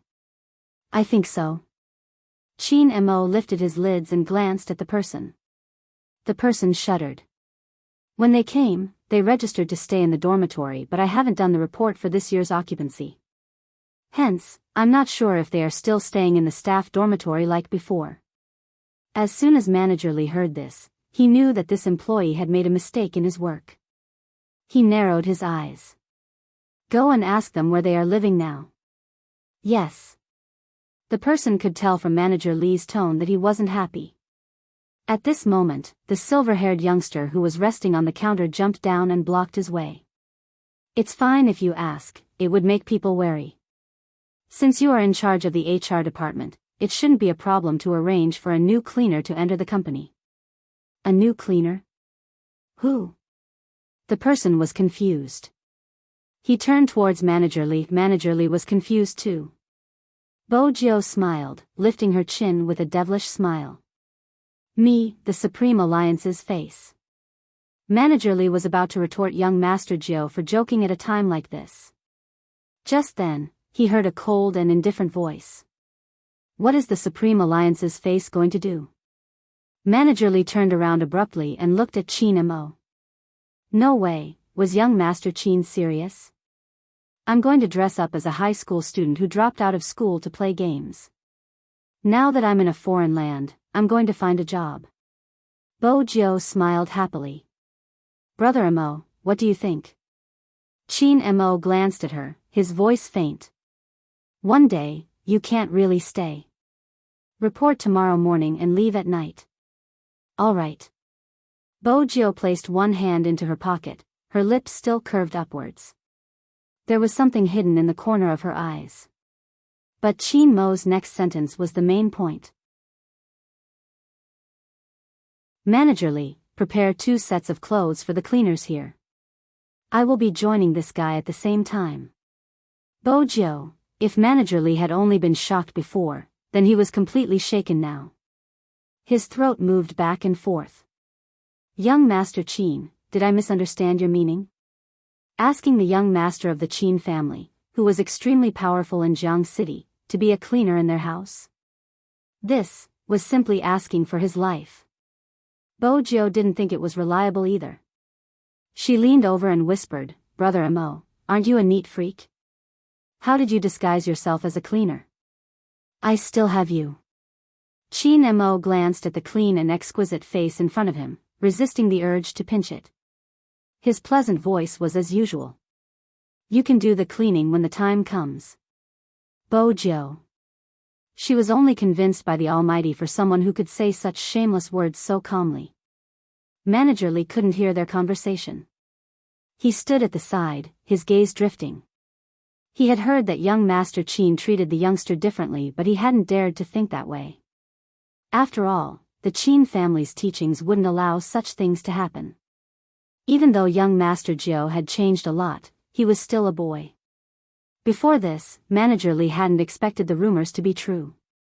After all, young Master Qin had never allowed anyone to whisper in his ear. I'll get someone to prepare it now. Managerly was a smart man. He knew when to speak up. Qin Mo nodded and didn't say anything else. By now, Managerly also understood that it was best to follow the procedure and try not to alert the enemy. The bathroom was restored to its original state. According to Qin Mo's instructions, there were plainclothes policemen patrolling the area. Especially when the cleaners went in, they had to follow them.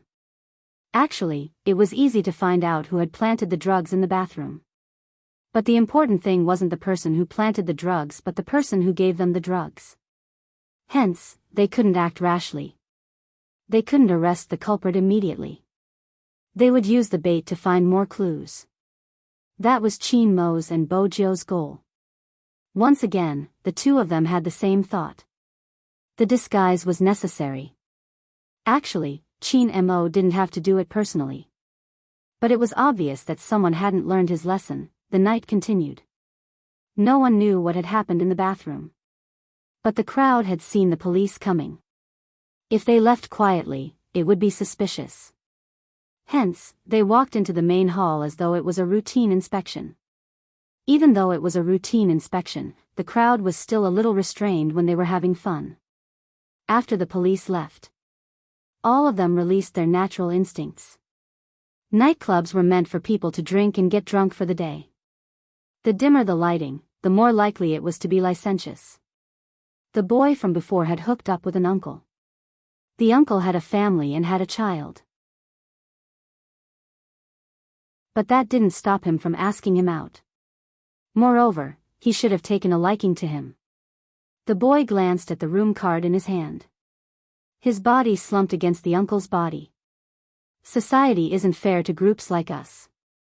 I can understand how you feel. You definitely don't want to go home and see your wife's face. Regardless of whether it was a female or male mistress, they would always say the same thing. I don't have any feelings for her. Don't think that I have everything. Actually, I'm not happy at all. Does she know who you are? Of course not. I can't tell her. I can only relax outside like this. Sigh, I understand. The boy placed his hand on the uncle's chest. There was a deep meaning in his voice. I will accompany you today. The man grabbed his hand. He looked as though he wanted to go to the room immediately. When Bojo and Qin Mo passed by, they saw such a scene. The boy still felt that he was rather noble. He lifted his chin and followed the man anxiously. Bojo and Qin Mo weren't people who liked to express their opinions. But they still felt disgusted when they met such a man and a male mistress. This had nothing to do with sexual orientation. If you liked a man, don't get married. Since you are married and can have children, live a good life. If you don't want to, get divorced. He was such a scumbag. He had ruined a woman's life and yet he said that he was wronged. Did he even have any shame? But it was probably because there were too many animations and novels that beautified the relationship between men. That was why some people felt that true love was only between men. Even some men who were married used such ridiculous words as an excuse. Love didn't discriminate between genders. But betraying his wife and child. Regardless of whether he liked a man or a woman, he was a scumbag. Needless to say, the boy was debauched to a certain extent. This was the situation in the circle that was closer to reality. This was also why even though Yunhu was in the circle, he didn't let Lin Feng come into contact with such things. He was worried that the guy would think that he liked him because he needed to solve something. He liked a certain guy because he had liked him since he was young. He liked Lin Feng as a person. After that, it was gender. Hence, when Bo Jio returned, she asked Yunhu a question in a low voice. Yunhu glanced over and said, "I won't get married. Even if a woman is willing to be with me, I don't want to harm her. If the name on the marriage certificate isn't that guy's name, it's useless to me." The more Bo Jio listened, the more she felt that her naive and sweet senior would be defeated by such a deep love. But Lin Feng probably didn't notice it at all. When Bo Jio and the others returned, she was whispering to Yunhu. She leaned over and pulled the youngster over. She was still holding a wine bottle in her hand. Then she grabbed her hair, looking extremely troubled. "There's something. Analyze it for me." "It's about who?" Bo Jio loved to analyze. "What is it?" "Actually, it isn't whose problem." Lin Feng had indeed drunk too much. He lowered his head and swayed. "I don't know what's wrong with my mother. Recently, she has been asking me not to touch who. Don't you think it's weird?" When Bo Jio heard this, she roughly understood what he meant. She laughed so hard that her shoulders shook. Mother Lin was too adorable. Only a biological mother would do something like that. "Little spade, why do you keep laughing? Analyze it for me." Lin Feng swayed again. Bo Jio reached out and patted his shoulder. "Senior, good luck. After all, even your biological mother thinks that you are the one trying to turn Almighty Yun gay and not the other way around." Of course, Bo Jio wouldn't say the last sentence. Good luck? What did he have to good luck for? Lin Feng's brain seemed to be stuffed with a lot of paste. Lin Feng's alcohol tolerance was surprisingly good. Other than the fact that he wanted to understand something, he couldn't think straight. Everything else was surprisingly quiet. After a short while, he fell asleep on the sofa hugging the wine bottle. Indeed, it was time to disperse. Bo Jio wanted to send Yao Yao back, but she sensed that Yao Yao had her own matters to attend to. She didn't need to send her back since someone was waiting for her. Uncle Ian and the others called for a cab. Only Bo Jio, Qin Mo, and Yun were left. Bo Jio watched as Lin Feng slept soundly on Yunhu's back. He was so drunk that he couldn't resist at all. It seemed like Senior Lin wasn't aware of what he was guarding against. Yunhu knew how painful it was to be woken up in the middle of sleep. Moreover, it was already very cold outside, so he decided to book a private room in the night. "I'll stay here with him for the night." "All right, Brother Mo and I will be leaving first." Bo Jio lifted her lips. She could tell that Almighty Yun had played a part in Senior Lin's drunkenness. Just as they left, Yunhu turned his head. Yunhu, who was carrying Yunhu, turned his head. That position made it easy for him to kiss him. His thin lips brushed past the corner of Lin Feng's mouth. At first, he thought everything was over. Who knew that he wasn't awake yet? His gaze wasn't fixed. His dazed expression challenged Yunhu's patience. "Where are we going? A competition? I haven't mastered my tower stealing skills." He was obviously still drunk. Otherwise, he wouldn't be able to participate in a competition at this time. Lin Feng was really drunk. He was quieter. Even when Yunhu said, "Go to sleep," he didn't stand on end like he usually did. Instead, he looked at Yunhu cautiously. Instead, he nodded. It's time to sleep after drinking too much. It wasn't easy for Lin Feng to remember this. Yunhu was clear about it. When Lin Feng was drunk, he wasn't as wary of him as he usually was. Hence, they could sleep together after a competition like before. Ever since this fellow knew his intentions, he didn't seem to avoid him on the surface, but in reality, he had restrained some of his intimate actions. Only when his thoughts were not so clear could he be so close to him like he was now.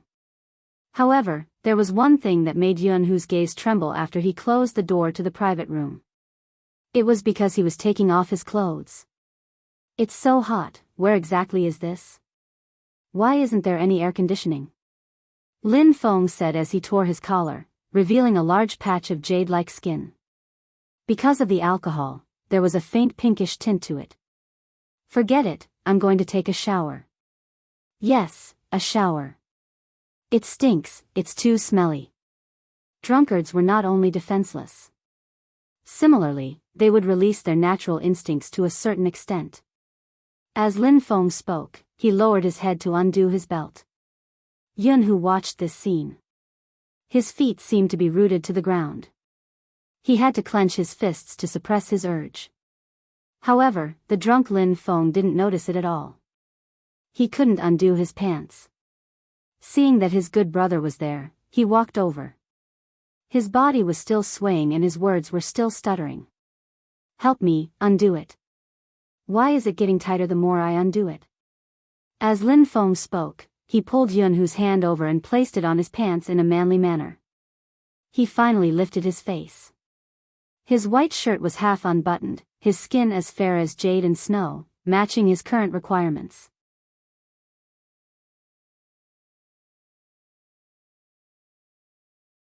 Chapter 9:19. The night outside was getting darker and darker. In the military courtyard, at the Qin family's house, Movie Queenan, who had just landed, was sipping on her tea. She had booked a plane ticket so suddenly. Her tiredness only added to her charm. Which means Jiao has been sleeping at home for the past few days. Movie Queenan placed her teacup down and glanced at Madame Zhang. There were some things that Madame Zhang couldn't say. But Movie Queen Anne's heart skipped a beat because of her expression. I never expected them to have such feelings for each other. Madame Zhang didn't know what to say. After all, it wasn't easy to accept a man liking another man. Madame Zhang was just about to speak. Movie Queenan inhaled deeply and interrupted her. Let me think about it. Indeed, she had to think about it. She only had one son. There were people with similar sexual orientations in the entertainment industry. Movie Queenan had friends who were like that. But when such a thing happened to her son, she couldn't make a decision so quickly. But thinking about it carefully, she had never worried about her son since he was young. But as a mother, in order to pursue her career, she didn't take good care of the family. As a result, the child was born with a low need for relationships. When he was 5 or 6 years old, he would remind her to take care of herself because of her abnormal routine. It was hard for an ordinary child to mature so early. No matter what decision they made, her son wouldn't cry or make a fuss. Even then, he was sent to Los Angeles under his father's care. He didn't say anything. He had always been outstanding. In today's terms, it was a miracle that he didn't go astray. He was outstanding to the point that when that happened, it was then that Movie Queenan realized how much she owed her child all these years. Her son was indifferent and didn't care much about relationships. But once he cared, he wouldn't let go. Even she couldn't predict the consequences. What happened back then couldn't happen a second time. But she couldn't accept it immediately. For a moment, she wanted to blame the boy. But the thought of him being Jiao, she couldn't blame him.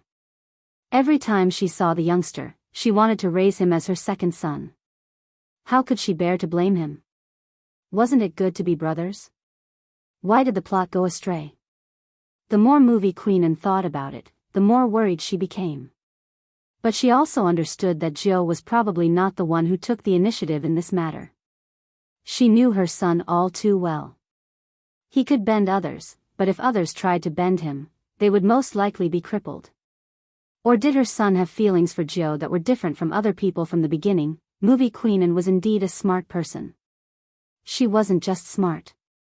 In her position, she was more magnanimous than others and considered things from a comprehensive perspective. What's more, she knew her son. I still want to carry a grandson. Movie queen looked at Madame Zhang, acting coquettishly like a daughter. Auntie Zhang understood. She also wanted to see young master have a young master one day. Movie queen retracted her gaze. Instead of talking to Madame Zhang, she was persuading herself. But this is his life after all. What he wants is the most important. But will he be able to lead a good life in the future? You also know that Qin Mo doesn't seem to be in love, but once he is, his entire being will sink into it. Aunt Zhang was not in a position to give an answer. She knew that someone as wise as Madame did not need an answer from her. But if it's Jill, it's still acceptable. Movie queen sighed. I never expected that one day, my almighty would become my daughter-in-law. I really can't accept it. Madame Zhang. Madam, if boss heard what you said, it wouldn't be good, you know? That's good too. Movie queen was serious. No one else has such a handsome daughter-in-law who can play games so well. In the future, I can poach Joe from Supreme Alliance and bring him into the entertainment industry to film a movie with me. By then, Mo wouldn't be able to stop me even if he wanted to since I'm his mother-in-law. Wait a minute, Joe should be my daughter-in-law and not my son-in-law, right? Madame Zhang replied, this should be. Even though she didn't know much about the relationship between boys, with young master's personality, he wouldn't give himself to anyone, right? After movie queen thought it through, she reverted to her usual temperament. She leaned against the sofa lazily, still wearing a long white dress with a pure red cloak. Her figure was perfect, her wide sleeves caressed her face, accentuating her beauty. She smiled excitedly.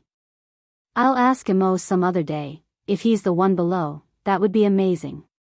This was indeed Madame's idea. Madame Zhang couldn't help thinking while being impressed. Perhaps this was the difference between the Qin family and the Qin family. Only a family like the Qin family could raise someone like the Almighty. It wasn't without reason. It wasn't just money and power, it was also his way of thinking and values. Hence, there was only one Qin Mo in the entire world. That night, Qin Mo didn't return home. If he had returned, he might have been able to hear movie queen and Madame Zhang's conversation. Movie queen thought that since the two kids had developed a certain level of relationship, she should visit Joe's mother. Should she pay Joe's mother a visit too? Movie queen had always been a person of action. But the moment she stood up, she suddenly thought of something. She had agreed to the relationship between the two kids. But what about Joe's family? Movie queen decided to test the waters. As for how she would do it, she had to think carefully.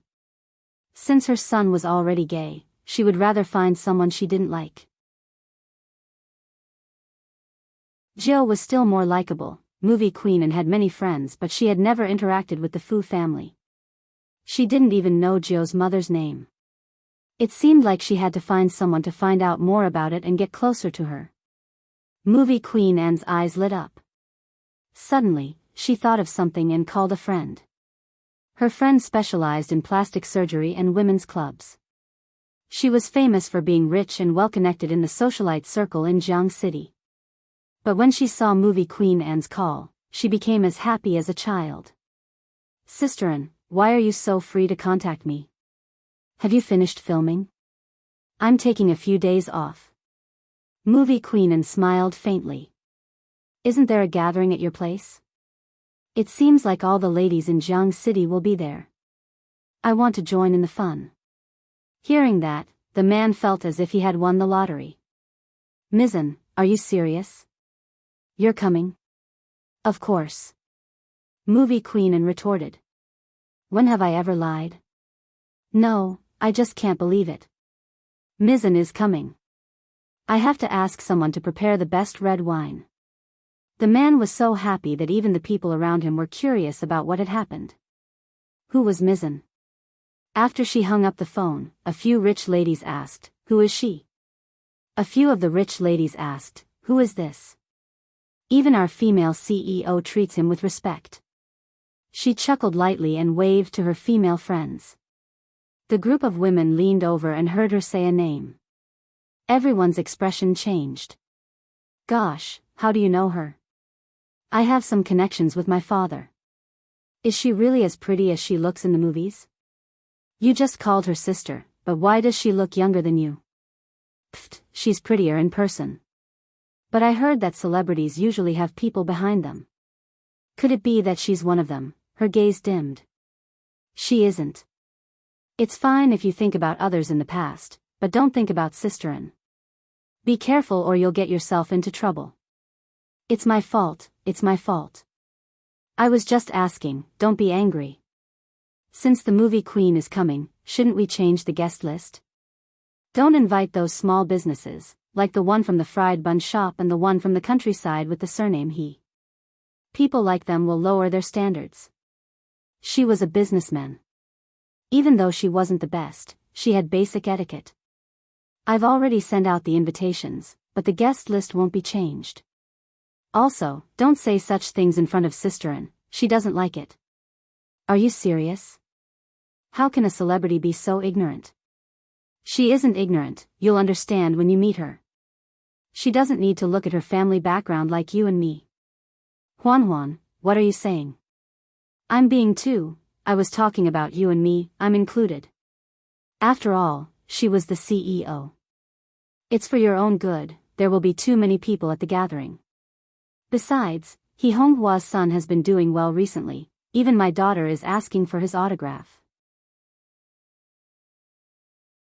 You should change your mindset. I know you used to be close to Sume and didn't like He Honghua, but it's different now. She hasn't done anything bad to you, so it's good for you to give her a way out. He's just a gamer, how good can he be? Can he be compared to my son? No matter what, he has entered the industry and is a celebrity.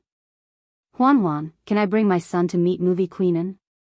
Sure, but Guo Rong, don't be too obvious, it's just a gathering tomorrow. Don't worry. Even though he said so, Yang Huan was still worried. Yang Huan was still worried. With Guo Rong's attitude, it was hard to believe that she wouldn't do anything. But the gathering couldn't be rescheduled. It wasn't easy for Sisterin to come, so she couldn't let her leave in disappointment. On the other side, after movie queenin hung up, she started to admire her intelligence. Using this method, it wouldn't be too abrupt to bump into Mrs. He at the party without anyone noticing. She had to buy a gift. Forget it, she couldn't buy a ready-made one, it wasn't sincere. Oh right, I have a bracelet that doesn't care about skin color, Madam He will definitely like it. Madame Zhang watched silently as her madam prepared for tomorrow's meeting, preparing the gift and trying on the gown. It was an indescribable feeling. Was she already going through this process so soon? Madam hadn't agreed at the start.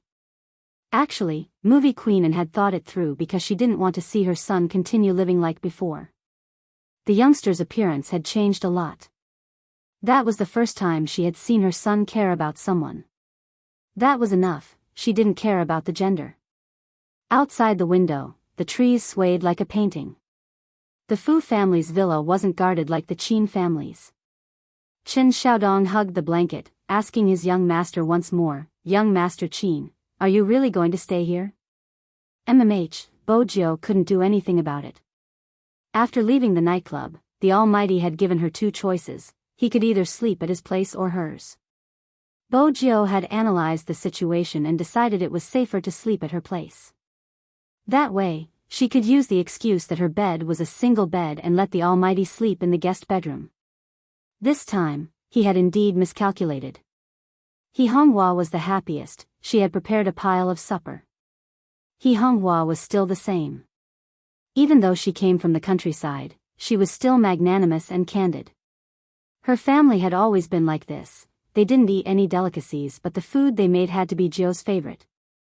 Qin Mo didn't come for nothing. A casual question had allowed him to learn a lot about her childhood. But Joe is different now.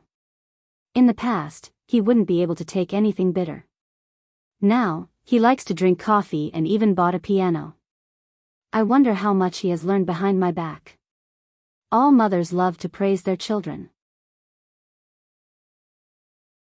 He Honghua was no exception. The moment she mentioned Joe, her round face would be filled with smiles. Qin Mo's hand paused. Even if it was a second personality, his taste buds wouldn't change. What exactly was wrong with her? The conversation between the two did not continue. Firstly, it was too late. Secondly, Bojo had come down and interrupted their conversation. She had overheard their conversation when she had walked over. If she continued, the Almighty would only be suspicious of her. The room is ready, Brother Mo should rest early.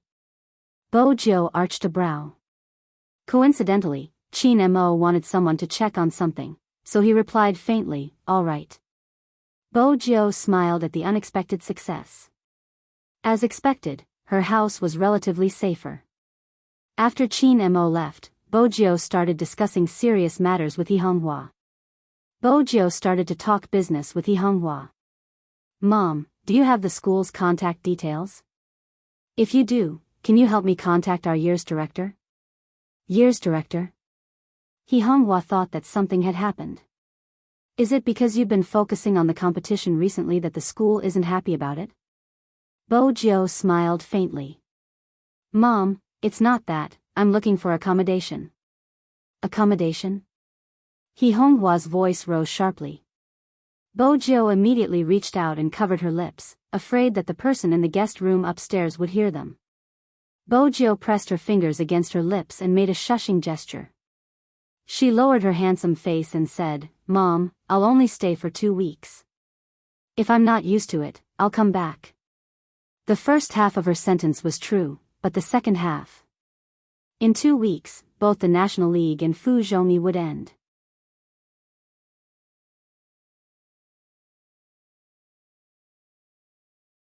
Chapter 920. The dorms are all guys, how are you going to stay there? He Honghua was worried. Why did you suddenly decide to stay in school? You've been staying at home for so many years. Don't worry, I won't be discovered. The beds are bunk beds, I'll get a top bunk. Bojo hugged He Honghua's soft shoulders.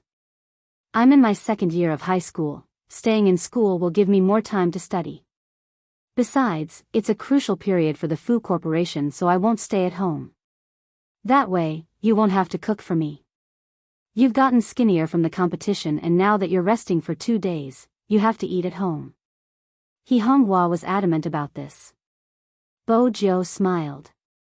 I'll come back during the holidays, once a week. In reality, she would still come back. It would be easier for her to investigate in school and hide her identity. But in the Fu family, there was a temporary disguise room she had created which would make it easier for her to do many things. But she wouldn't tell He Honghua about it. She didn't set up the internet terminal at the Fu family's house because she was worried that someone would target He Honghua if anything went wrong. Firstly, she wasn't sure who the crime squad was, and secondly, the person who impersonated her hadn't been caught. She couldn't risk He Honghua. In the past, she had no worries because she was alone. Now, she had something she wanted to protect, be it Supreme Alliance or this mother in front of her. The more He Honghua looked at her Joe, the more handsome she became. She hadn't realized it in the past, but now that she had her own plans for every decision, she felt both comforted and melancholic. Are you free these 2 days? Will you be at home? Mom has a gathering I want to bring you to tomorrow. Tomorrow. Bojo hesitated. He Honghua immediately asked, are you busy? It's fine. I do have something tomorrow, but when is the gathering? I'll try to finish it as soon as possible. Bojo always doted on He Honghua. The middle-aged He Honghua enjoyed this. Tomorrow night, it's a gathering organized by a friend. They are all from all walks of life in Jiang City. I just took over some of the Fu family's decisions and it wouldn't be appropriate if I didn't go. You know a lot while Mom doesn't know anything. I'll feel more at ease with you around. All right. Bo Jiu glanced at the time. Where is it? I should be able to finish my work by 7 o'clock. Then, I can go in with Mom to get some food and drinks. Who wouldn't like having such a child by their side? He Honghua's chubby face beamed with joy. You must like that place too. Didn't you always want me to bring you to these upper-class gatherings? Now we finally have a chance. MMH, Bo Jiu replied. She didn't deny what had happened in the past. The more differences there were, the more information would be exposed. Some things were better left unsaid. If it was a party, it seemed that she had to bring an extra suit with her. Because he was moving with the Almighty, he had to pay attention to certain things. To avoid getting more and more information that could be used against me, hence, the next day, when she woke up early, she met Director Huang and Manager Li and received the set of cleaning uniform. She didn't show any signs of familiarity. Instead, he was like a novice in disguise, struggling for half an hour before coming out of the changing room. Qin Mo was already waiting on the sofa. Although he was wearing a cleaner's uniform, it didn't reduce his nobility. Instead, because of the blue and white uniform, he was especially eye-catching. Bo Jiu arched a brow, her lips lifting into a smile. She whistled. Handsome. Qin Mo glanced up at the youngster. Her head was still covered with a head of messy silver hair. She looked like a princess who had just showered, shaking her hair to attract his attention. Come over. Qin Mo's voice was calm. When Bo Jiu walked over, he stood up, placing his fingers on the youngster's head. His long fingers tidied her silver hair, the contours of his face similar to his voice, carrying a hint of nobility and aloofness. You're already so old and you don't even know how to comb your hair? Manager Li and Director Huang were still at the side. The latter was already used to it since he had always been bullied in the police station. The former didn't know if he should look at the two of them or somewhere else. Young Master Qin was so blatant with his homosexuality. Bo Jiu glanced up. She didn't think much of it since he was just combing her hair. Qin Mo didn't think much of it either. Wasn't it natural for him to do such things for the person he wanted to raise? Because they were so close to each other.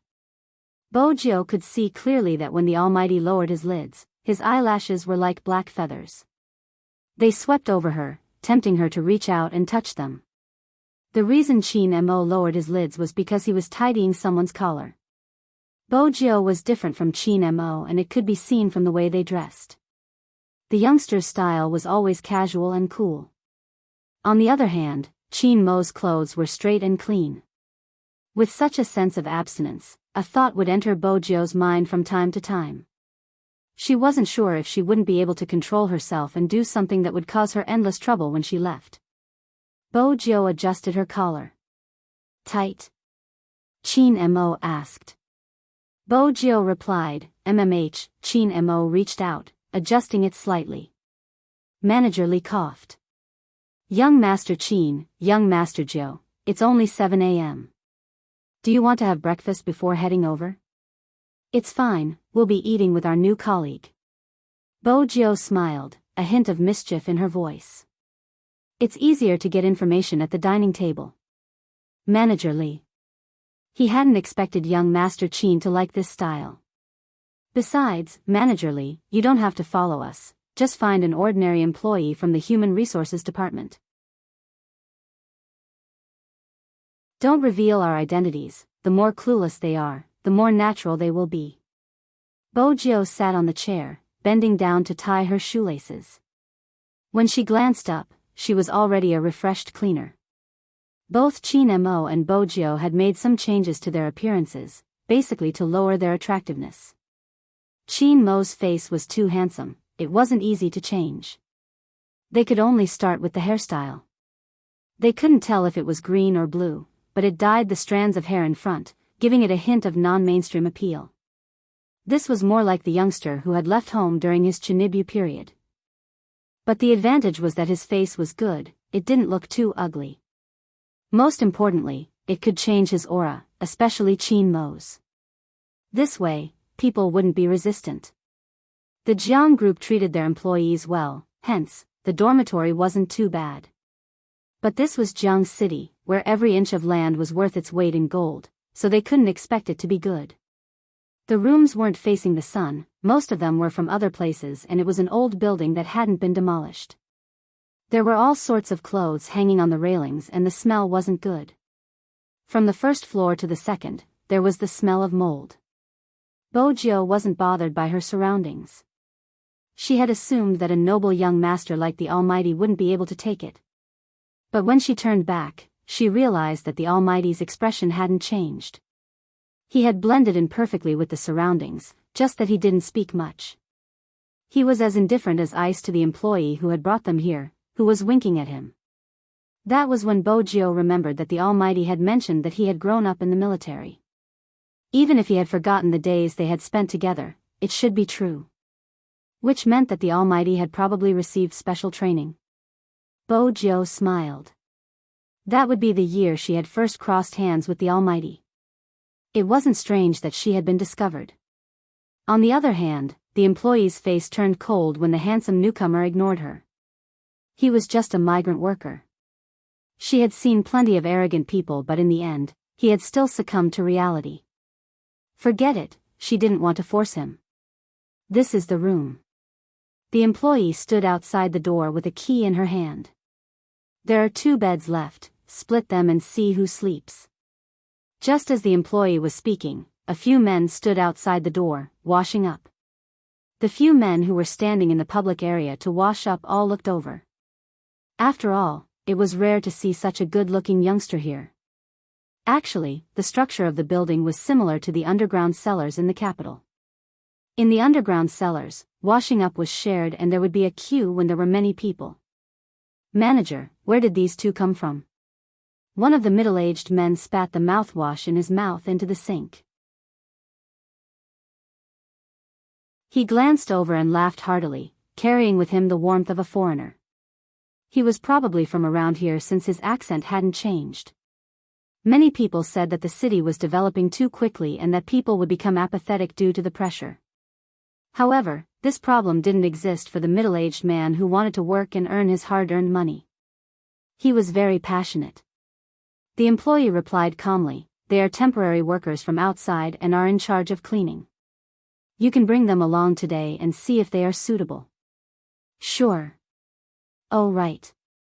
The employee seemed to have thought of something, pointing towards Bojo's hair. "If you really want to keep them, make your hair color more normal.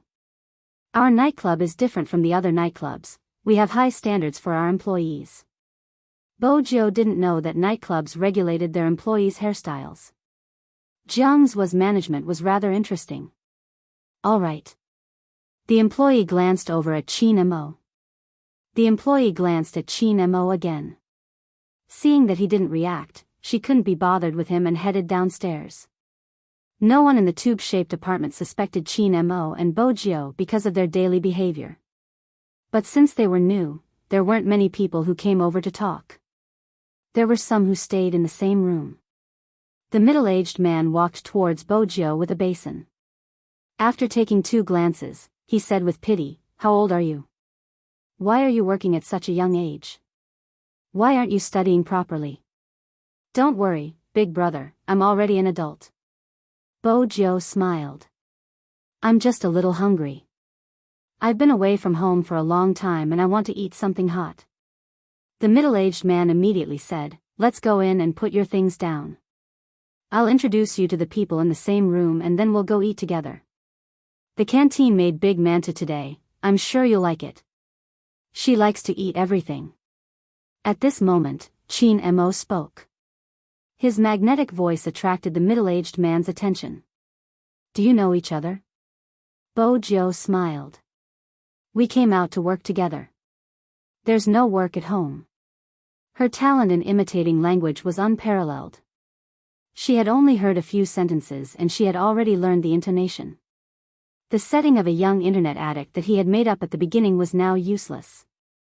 She might as well mix the truth with falsehood to make it easier for others to believe her. The middle-aged man heard Bojio's accent and felt closer to her. That's right, there's no work at home. Come, these are the 2 beds, it's the same as some schools, bunk beds.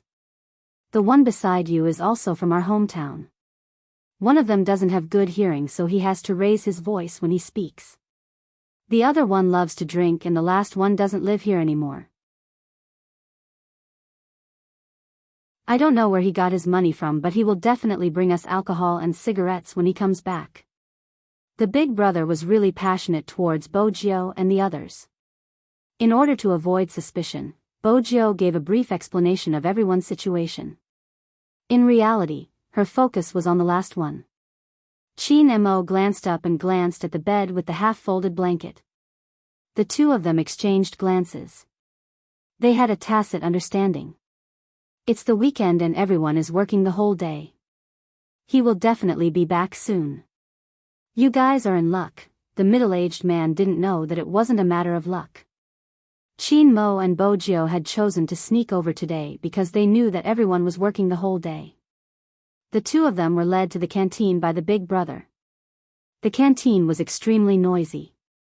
Fortunately, the phone the big brother was using was made in China and the volume was very loud. The moment he glanced up, he saw Chin Mo and Bojio's target. Zhao Debao.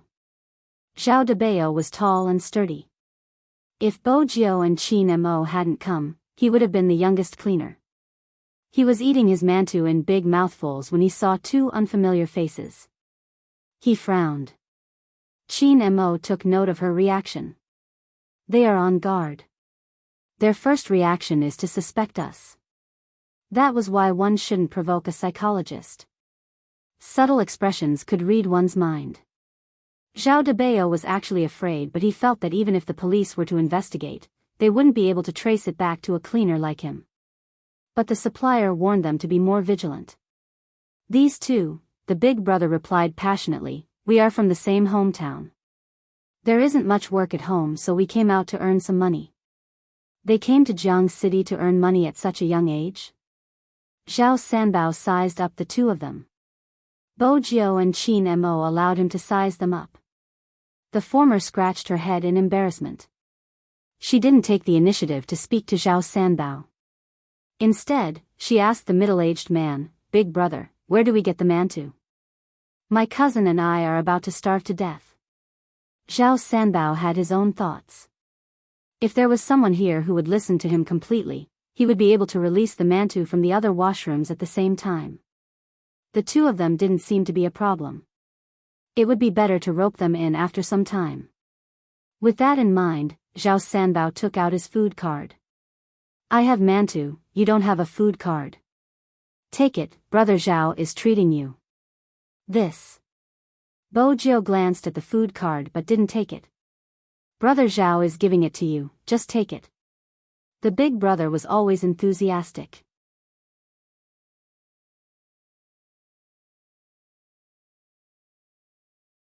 Chapter 921. 700 to 800 a day? Is there really such a good business? Bojio's eyes lit up, but she was still hesitant. That's impossible. Zhao Sanbao knew that the 2 of them were inexperienced. The more inexperienced they were, the easier it would be for them to help him. Why is it impossible?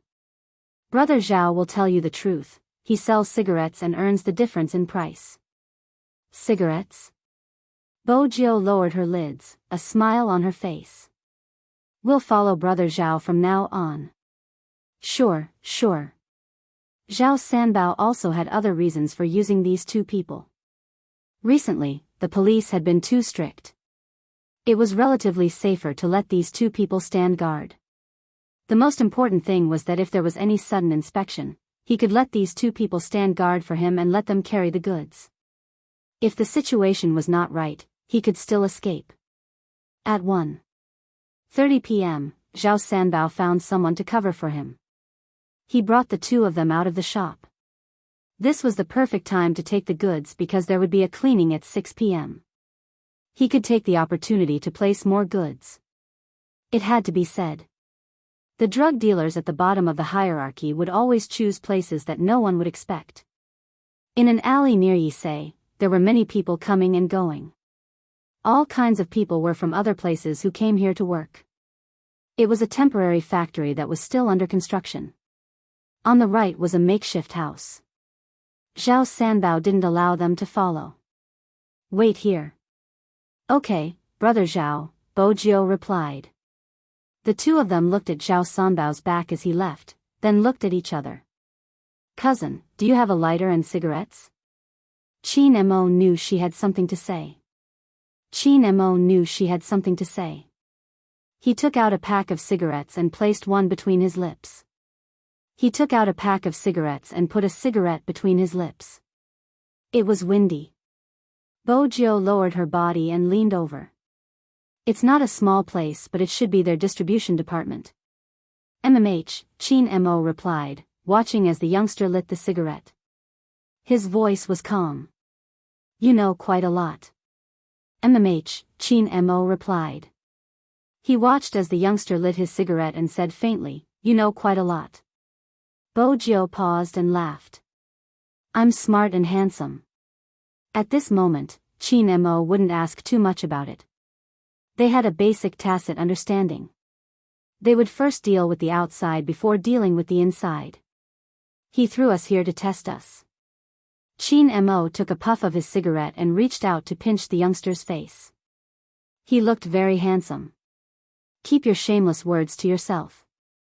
Bo Jiu didn't expect her face to be pinched. She held the cigarette in her mouth in a daze. Then she arched a brow and reached out to rub her face. The two men did not call or inform anyone that they were there.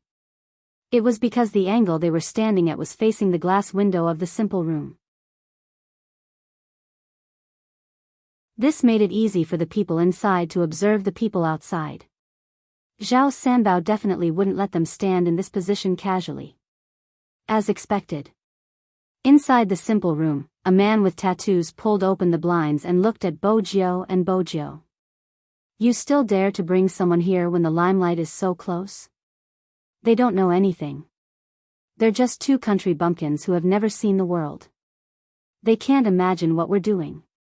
Also, look at their outfits. They're so young. They can't be police.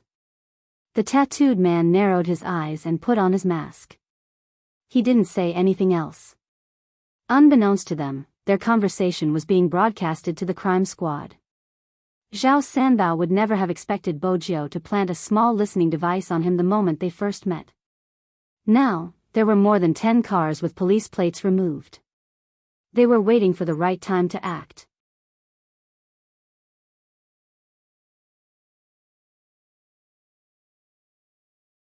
Chapter 922. The tattooed man's phone rang.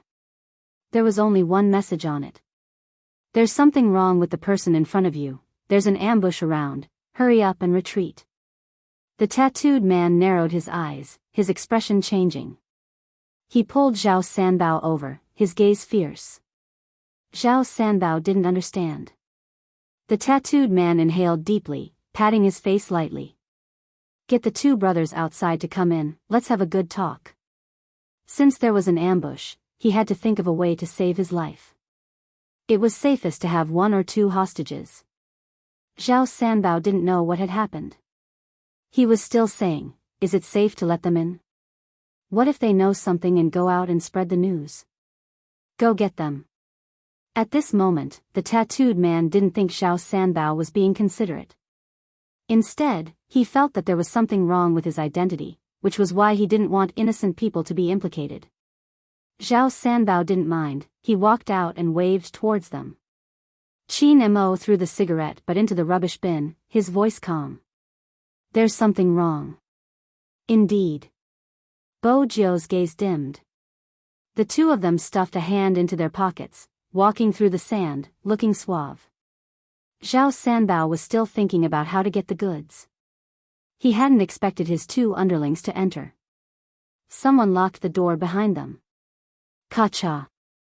The tattooed man glanced up at the three of them, his gaze sending a chill down Zhao Sanbao's spine. Brother Long, this is... Before Zhao Sanbao could finish his sentence, the tattooed man whipped out a gun, causing his face to turn pale. Brother Long, the tattooed man was still wearing a mask, speaking slowly. There's something wrong with one of you. Zhao Sanbao instinctively turned towards Bo Jiao and the others. Brother Long, I'm stupid, I really didn't expect them to be suspicious. The person I'm talking about. The tattooed man raised his hand. You. Zhao Sanbao's legs turned to jelly when the gun was pointed at him. When he had been transporting the drugs, he hadn't considered the possibility of being devoured by the evil dragon. Brother Long, how could there be a problem with me? The tattooed man didn't listen to him at all. He said coldly, search him. Yes. The person next to him pressed Zhao Sanbao against the wall and scanned his body with a seemingly simple but professional metal scanning device. Beep beep beep, when the voice rang out, Zhao Sanbao had no idea what was going on. What is this? The tattooed man's eyes turned cold. And you say you're fine. There was a cracking sound. His shoes trampled over it heavily. Listen to me, Brother Long, you, bang. Before Zhao Sanbao could finish his words, the bullet directly pierced through his chest. It was as if killing a person was nothing to the tattooed man. However, he did not want to make a move here. After all, this was not the Golden Triangle. It would be very troublesome to be targeted by the police. However, Zhao Sanbao had been in contact with him for too long. If he had really been bribed by the police and revealed his information, it would not be safe. It was better to kill him. At this moment, Bo Jiao and Qin Mo didn't move. They were like two inexperienced kids who were shocked by the situation in front of them. Boss, what do we do after we catch them? The person at the side asked. What about the two of them? The tattooed man wiped his gun. Scan them too. See if there are any problems. Yes. When the scanner slid past Bo Jiao, Qin Mo's gaze wavered slightly. Boss, there's nothing. Boss, there's nothing. Nothing? Even Qin Mo arched a brow and looked towards the youngster. No one else could see their exchange of glances. Bo Jiao lowered her head. She didn't say a word, but the smile that covered her trembling lips showed that she had been prepared for this. That's right, the tapping device on her body had already been transferred to the underling when he pushed her into the room. And without anyone noticing, the tattooed man glanced at Zhao Sanbao, who was lying on the ground. Carry this person out. Lock the two of them up as hostages. There are police outside. They can be used as life-saving amulets. If the tattooed man had seen Qin Mo before, he would never have made such a decision. He would never make such a decision. Instead, he would just raise his gun and kill him. It was a pity he didn't know how difficult it was to deal with the two people he had decided to tie up. The Key Case Investigation Unit saw everything that happened here, including the gunshot. At this moment, none of the crime squad members had reacted as deeply as Director Huang. How had he noticed something was wrong? And it was Qin Mo who had thrown out the bait. When Qin Mo and the others had just arrived, they had sent him a message, asking him to create an identity for Zhao Sanbao and announce it to everyone, saying that he was a police informant. The news had only been out for a short period of time and the other party had already found out about their actions. What did that mean? It meant that everything was as Qin Mo had said. There was a problem in the crime squad. Director Huang's gaze dimmed. His mood wasn't good enough. At this moment, the newly arrived criminologist was still boasting, now that there's a problem with the informant, it's enough to show how cruel the drug trafficker is. I'll ask my friend in America to investigate his background. However, based on the analysis of his behavior, a typical local wouldn't be so cruel. He looks like a desperado, so we must not let him escape. As for the two hostages, go and check if they're really innocent. Who knows, it might be a trick played by the other party. Director Huang bolted upright. We have to ensure the safety of the hostages, everything else is a small matter. Are you saying that such a huge drug trafficking case is a small matter? The psychologist questioned before raising his hands. I understand. We have to protect them first, let's talk about the rescue plan. Director Huang knew that he wasn't on the same wavelength as the foreigner, hence, he alighted from the command car, heading towards the scene. In the simple house, Qin Mo and Bo Jiao were tied together with a rope. Their legs weren't tied because they still had to be brought along. Boss, what should we do? Are there policemen everywhere? One of them seemed to be panicking. The tattooed man raised his gun, leaning against the window as he watched the commotion outside, his lips curling into a vicious smile. Get a megaphone, we can negotiate with them. The man obeyed, his palms sweating due to his nervousness. What are you afraid of? Don't you know how many bombs are buried around here? A vicious glint flashed past the tattooed man's eyes. We'll blow up anyone who enters. Bo Jiao and Qin Mo, who were tied together, glanced down. They seemed to have a telepathic connection. Their gazes were in the same direction. It was a small remote control on the table. There wasn't a television or air conditioner in the room. This meant that the remote control was the key. Bo Jiao and Qin Mo had always done things differently. If not, Bo Jiao wouldn't have changed Director Huang's arrangements and moved the listening device. The tattooed man's words were clearly heard by Director Huang. This time, only Director Huang could hear the contents of the listening device. Hence, it was a top secret. But it was this sentence that sent chills down Director Huang's spine.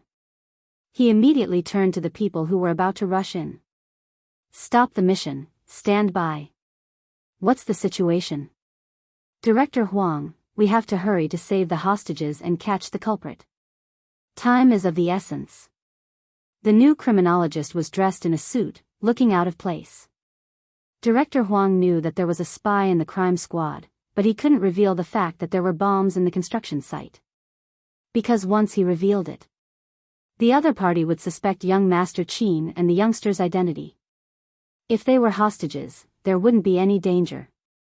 But if they were from the police, the tattooed man would definitely kill one of them. But if they didn't say anything, how were they going to start the rescue? Or, could they only trust in that person's ability?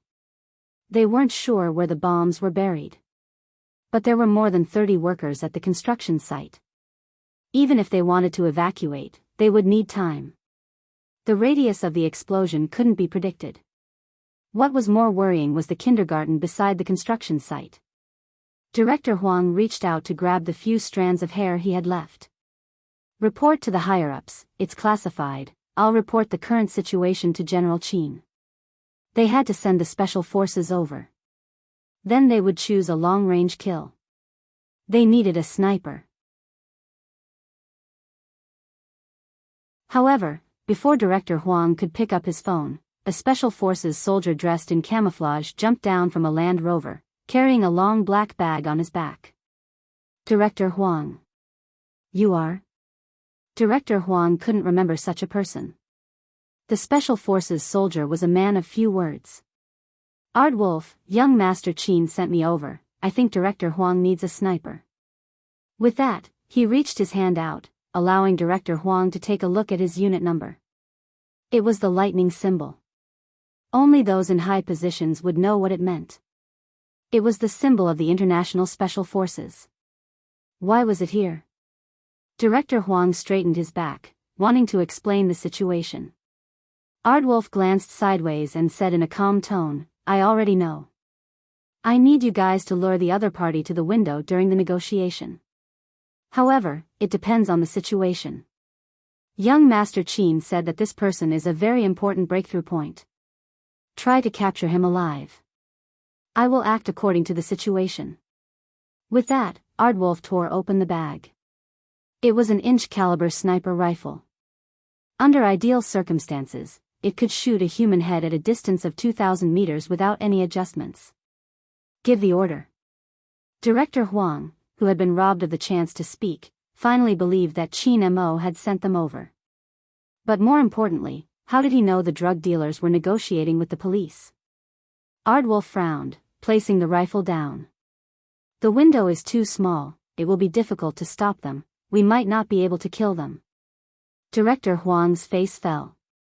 There are schools nearby. Director Huang. Ardwolf lowered his voice. At such a time, we can only trust young Master Qin. Director Huang stilled. Indeed, at such a time, he could only trust that person. He was the person who could single-handedly subdue a serial killer when he was still in high school. The new criminologist also recognized the gun that Coyote was carrying. At this moment, he was much quieter. Hence, he became much quieter as he realized something wasn't right. It was obvious that his realization had come a little late. No one in the simple house cared about the two people who were trembling in fear. The tattooed man had a total of 5 subordinates, all of them moving the goods and money. Be it the money or goods, it was a staggering amount. They were packed in luggage, piling on top of each other. Hence, they wouldn't notice the blade protruding from Bojio's sleeves. The blade was small, but it was useful in such a situation. The only person who noticed the youngster's movements was Qin Mo. Both of them had a tacit understanding. The moment Bojio moved, Qin Mo's long legs bent over, blocking her perfectly. Even if someone glanced over, they would see Qin Mo and not Bojio's movements. To Bojio, handcuffs were more convenient than ropes. After all, in such an era, few people would use ropes to tie people up. Simply put, she was good with machinery. Returning to the most primitive method required some time. Qin Mo took one look at the youngster's expression and knew she wasn't good with it. He moved his fingers, signaling for her to pass the blade to him. Bojio arched a brow. They touched. Strangely, when the blade was in the Almighty's hands, sparks seemed to fly. In less than 10 seconds, the ropes around her hands loosened. The two of them didn't stand up immediately after regaining their freedom. Qin Mo swept a glance at the two men holding the rifle before his gaze landed on the remote control. Bojio nodded. The next moment, they stood up simultaneously. The person closest to them was about to raise his gun when Qin Mo swept his long legs and leaned forward. The blade landed heavily on the person's wrist that was holding the gun. Ah! The person screamed in pain, attracting everyone's attention. The other man also raised his gun, but it was too late. The young man raised his leg and kicked the man's right hand accurately. Then, with a loud crack, the other party's knees bent, and he fell to the ground. After that, the two of them dodged to the left at the same time. It was because the tattooed man had turned around and fired 2 shots at them. The youngster's movements were always beautiful and smooth. The tattooed man cursed. His first reaction was to reach for the remote control. At this moment, Qin Mo was already holding the gun. Just as the tattooed man was about to raise his hand, he fired a shot. Bang! The gunshot fired in all directions. The tattooed man retracted his hand in pain. The youngster kicked the wall with her long leg. Using the recoil, she pounced forward, her palms on the table. With a somersault, she managed to grab the remote control.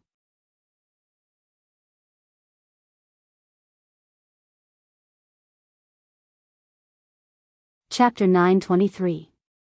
There was a loud swoosh. It came from the blade in Qin Mo's hand. When it flew out, it was bound to cut his fingers. Otherwise, there wouldn't be a point of impact. But it was the wrist that was holding the gun that was cut. Ah! A painful cry rang out. The two men held onto their right hands. Just as they were about to raise their guns again, Qin Mo's gun was pointed at the tattooed man. Qin Mo's gun was already aimed at the tattooed man on the ground. He stood there, his left hand holding the gun. His right hand was dangling, blood dripping from his fingertips. However, this didn't affect his unique nobility. You don't want your boss to live? They were just 2 underlings after all. The moment they saw their boss being pointed at with a gun, they froze on the spot. The tattooed man clenched his teeth tightly. Even the remote control had fallen into the hands of the other party. This matter had cut off his last path of escape. His face was filled with unwillingness and hostility. Who exactly are you? Be it the youngster's skills or that beautiful flying knife, it wasn't something an ordinary person could do. They weren't even policemen. The tattooed man hadn't expected to land in someone's hands. He had been living a carefree life for so many years and had never suffered a setback. Moreover, he was in a continent with such low efficiency. Even though it was difficult for them to move the goods in terms of safety, in terms of skills and setup, as long as it wasn't the special forces, no one would be able to do anything to them. Outside the simple room, Director Huang was still worried. He could still hear sounds a moment ago, but after the gunshot, there must have been a problem with the listening device, as all he could hear was the sound of gunshots. But he had forgotten that they had a sniper. Aardwolf saw everything through the hole, calmly placing his gun down. Young Master Qin has gotten the remote control. The drug traffickers are under control. Director Huang, give the order. Director Huang stilled. A second ago, he had been restless, thinking about how to mediate the crowd and minimize the damage. This second, his emotions were indescribable. How strong were the two youngsters to be able to survive in such a short period of time? Director Huang didn't waste any time, giving the order immediately. The crime squad members split into two groups, rushing into the simple room. Aardwolf, who had set up his sniper rifle, had already left the scene, as if he had never been there. In the Land Rover, the man with the code name Magician wasn't in disguise today. He was dressed in military camouflage and looked extremely handsome. Where's young master? I'm fine. Aardwolf's answer had always been concise. Magician pursed his lips. I say, can't you say something more? For example, what's the situation with young master? Do we need to follow up, or? Coyote glanced at him and interrupted, retreat. Don't even think about marrying a wife like this. Aardwolf reacted to Magician's words. He hesitated for a moment and decided to gossip. Young master is with that boy. Which boy? Fatty, who was sitting at the back of the car, straightened his back.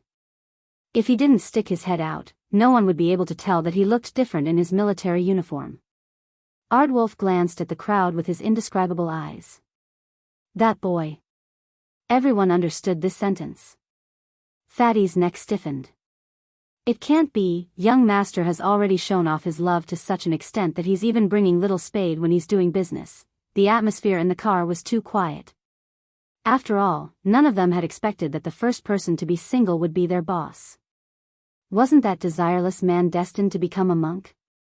They had originally thought that even if they weren't at the starting line, they would at least be better than their boss in terms of finding a wife.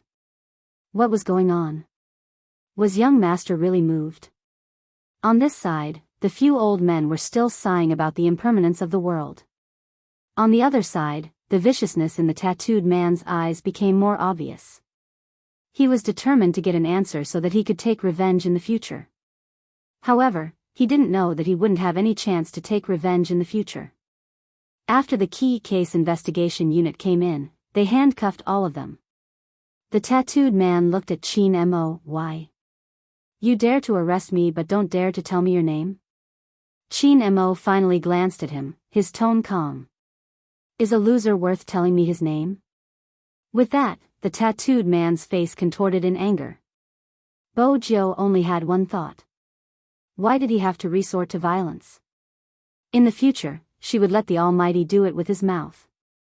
At this moment, the tattooed man smirked coldly.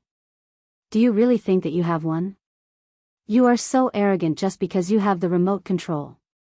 Go tell your superior to release me immediately, otherwise, someone will blow this place up in half an hour. What do you mean? Director Huang frowned. The tattooed man glared at Qin Mo. If you want to know why, get this person to call me Grandpa. You. Director Huang had never seen such an arrogant criminal. The tattooed man had never been bothered by them. Even though he had been arrested, he knew deep down that as long as he had something on him, the other party wouldn't dare to do anything to him. Why aren't you calling me? Or do you think that someone will be able to remove all the bombs in half an hour?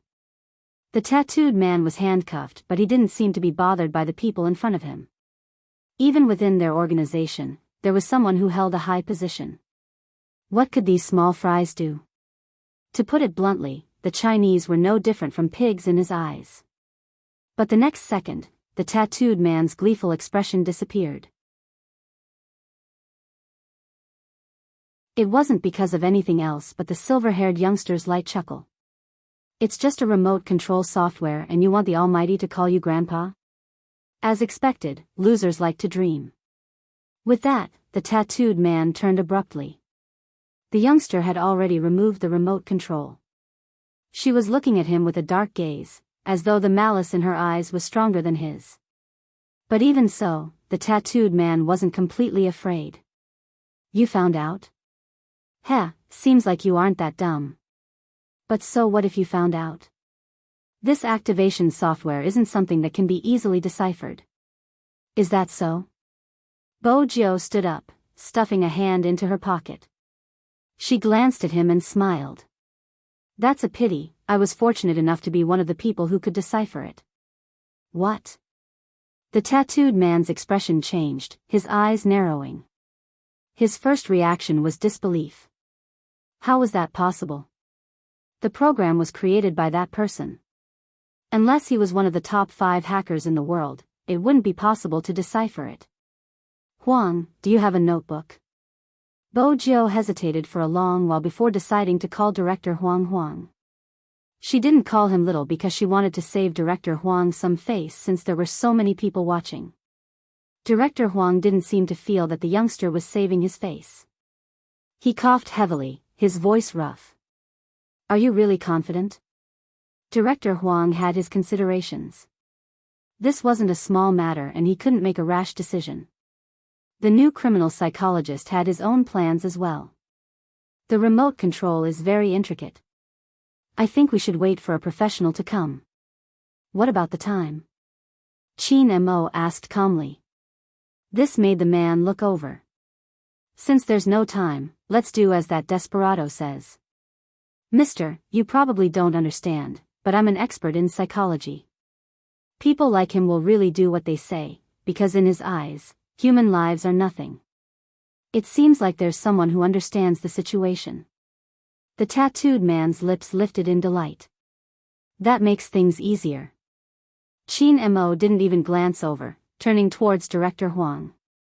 Notebook. Director Huang gritted his teeth. I'll send it over right away. Smith, who was dressed in a suit, was annoyed. Sir, did you hear what I said? I said, I know a little about psychology. Qin Mo interrupted him. This is China, my country. Do you think it's possible for my first criminal to come and leave so arrogantly? Mr. Smith, you probably don't know who I am, but there's a saying in China that you might be familiar with. With that, Qin Mo glanced up, his voice calm but piercing.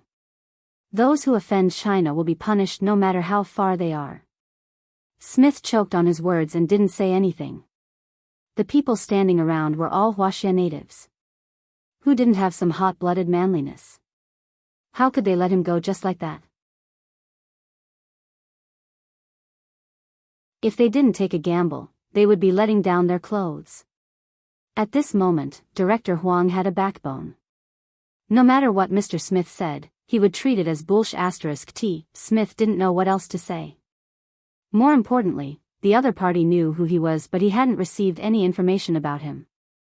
Bo Jiao swept him a glance. Once she returned to the Fifth Avenue, the first person she would harass had to be Smith. That's right, Bo Jiao knew the expert in front of her. Smith hadn't even seen her once since they started fighting. How dare he claim to know her? What was even more unbelievable was that he had even mentioned psychology in front of the Almighty. This kid was really asking for trouble. Wasn't he going to rebuke him?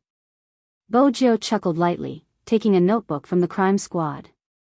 Her light laughter made the tattooed man's palms sweat uncontrollably. Ka-cha. Who knew what the youngster was thinking? She tilted her head and lit a cigarette. Just as everyone was looking over, Bo Jiao made a new move. Bojo made a new move. The metallic lighter transformed into another form when the youngster lit the cigarette. The USB port was plugged into the laptop. Isn't that a lighter? Director Huang asked curiously. Bojo passed the cigarette to him and smiled devilishly. It's a lighter, but it can be used as a USB drive when necessary. Director Huang was in disbelief. He glanced down at the thing that didn't look like a USB drive at all. The intricate patterns extended into the shape of a dragon and snake, giving off an indescribable aura. Where did this ninth young master get his hands on it? But this wasn't the time to be curious.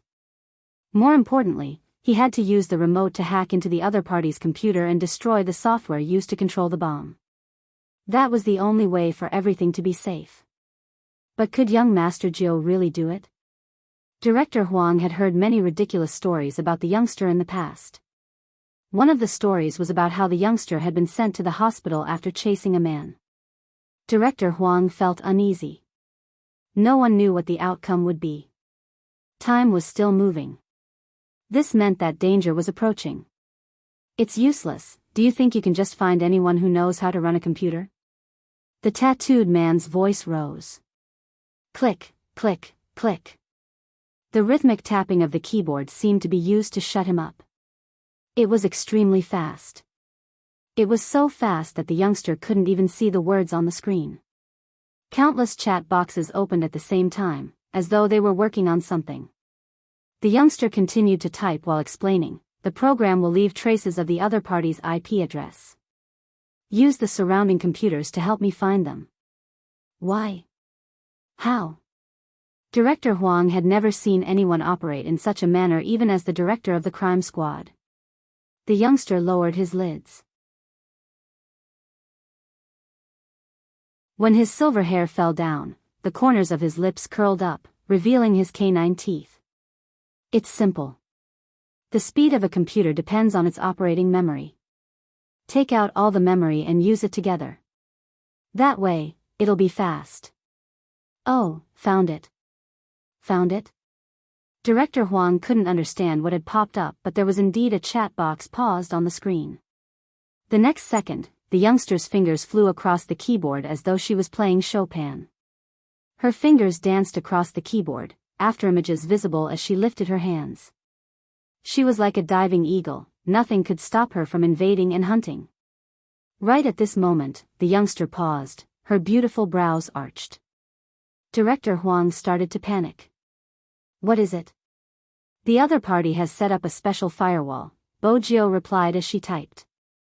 It will take some time to crack it. The tattooed man stood at the side. He had been through a lot. He glanced at the clock hanging on the wall and laughed mockingly. Director Huang, I've told you before, the software isn't something anyone can crack. There are still 24 minutes left. If I were you, I would change your mind. There's no need to change my mind. Bojo glanced up. This level of firewall can be cracked in 2 minutes. The tattooed man's face turned green, his fists clenched tightly. Do you think you won't be discovered once you enter the firewall? Do you know who is guarding it? Your boss? Bojo chuckled, replying nonchalantly. That is indeed frightening, but I'm good at concealment. She won't be able to find me at this level. Director Huang. You don't seem the least bit afraid, Joe. The tattooed man understood that the youngster wasn't taking his words to heart. He wanted to see how long this fearless youngster could remain arrogant.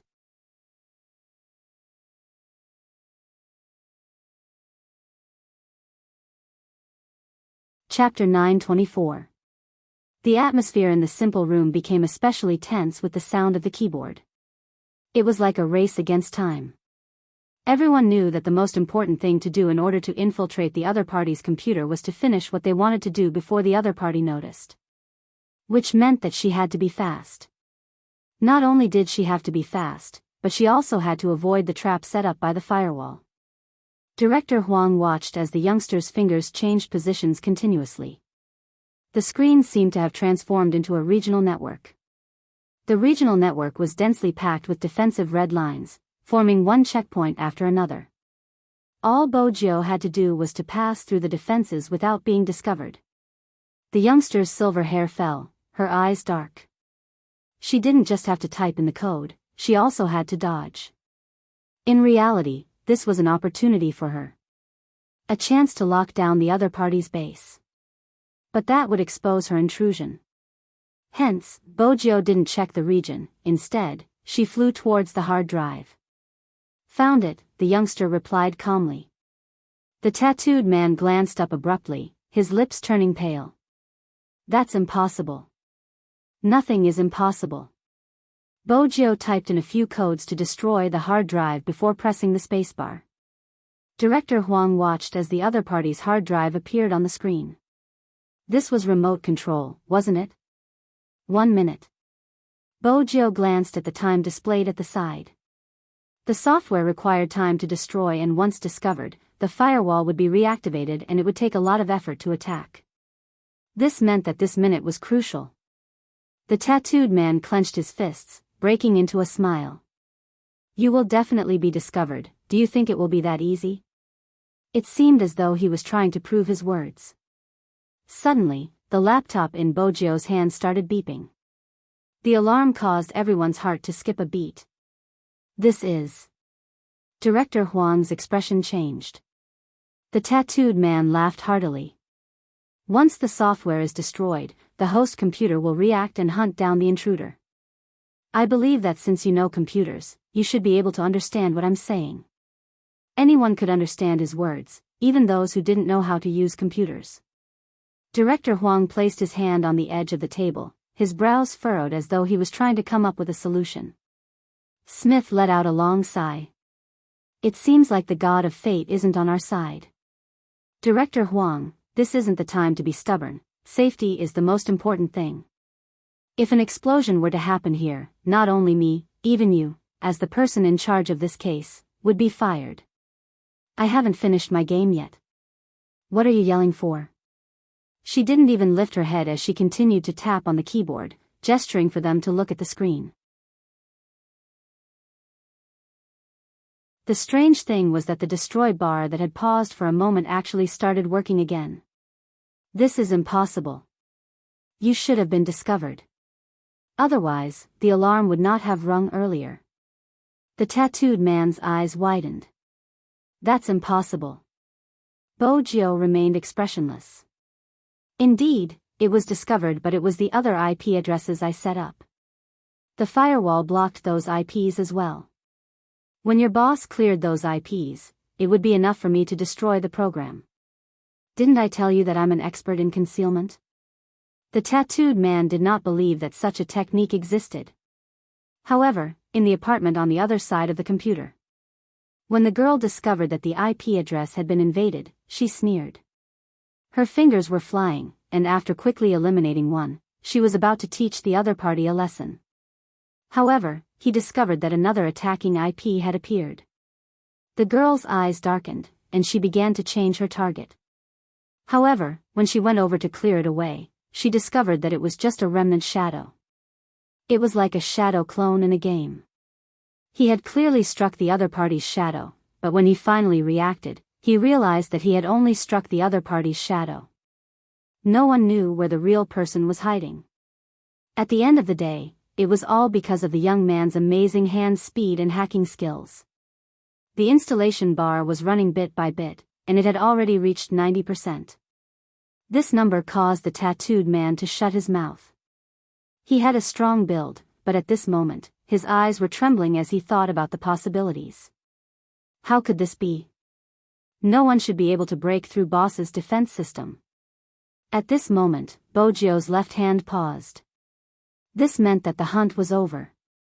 Her right hand pressed the spacebar, and with a click, she lifted the corners of her lips, spitting out 2 words, K-O, buzz, buzz, buzz. This time, it wasn't Bojo's laptop that was buzzing. Instead, it was the main computer in the apartment. The girl's hand landed heavily on the black screen. Even now, she still wasn't sure what had happened to the firewall. Check, what was the other party attacking? The girl narrowed her eyes, her gaze deep and frightening. Who exactly was it, challenging her authority over and over again. The tall and slender man immediately activated the device. After less than 10 seconds, he lifted his head. The explosion program has been destroyed. Explosion program? The girl stilled, realizing the problem. She picked up her phone, dialing a string of numbers. The tattooed man's phone rang, but he wasn't in the mood to pick up the call. The countdown timer had stopped, which was a devastating blow to him. Just because he wasn't in the mood to pick up the call didn't mean it wasn't picked up. Chin Mo walked over, picked up his phone, and pressed the answer button. The girl wasn't stupid. Once she snapped back to her senses, she realized she shouldn't have made the call. She hung up immediately, removing the card from her phone. The tall and slender man watched her actions, his heart filled with unease. Something happened to the goods, it should be the crime squad. The girl tightened her grip on the phone, her voice heavy. Don't worry, I'll inform him, he will be fine. It's time to push our shield out. Look for Rao Rong, talk to him seriously, ask him if he still wants to save his father. Yes. The tall and slender man's features were sinister. Now that his expression had sunk, a menacing aura emanated from him. They better not go overboard or he would kill them all. The girl knew what he was thinking. Don't be rash, the crime squad is only so powerful because of Chin Mo. But after this, his power will be completely taken away. Without the sales point, it won't just be our profit that's affected.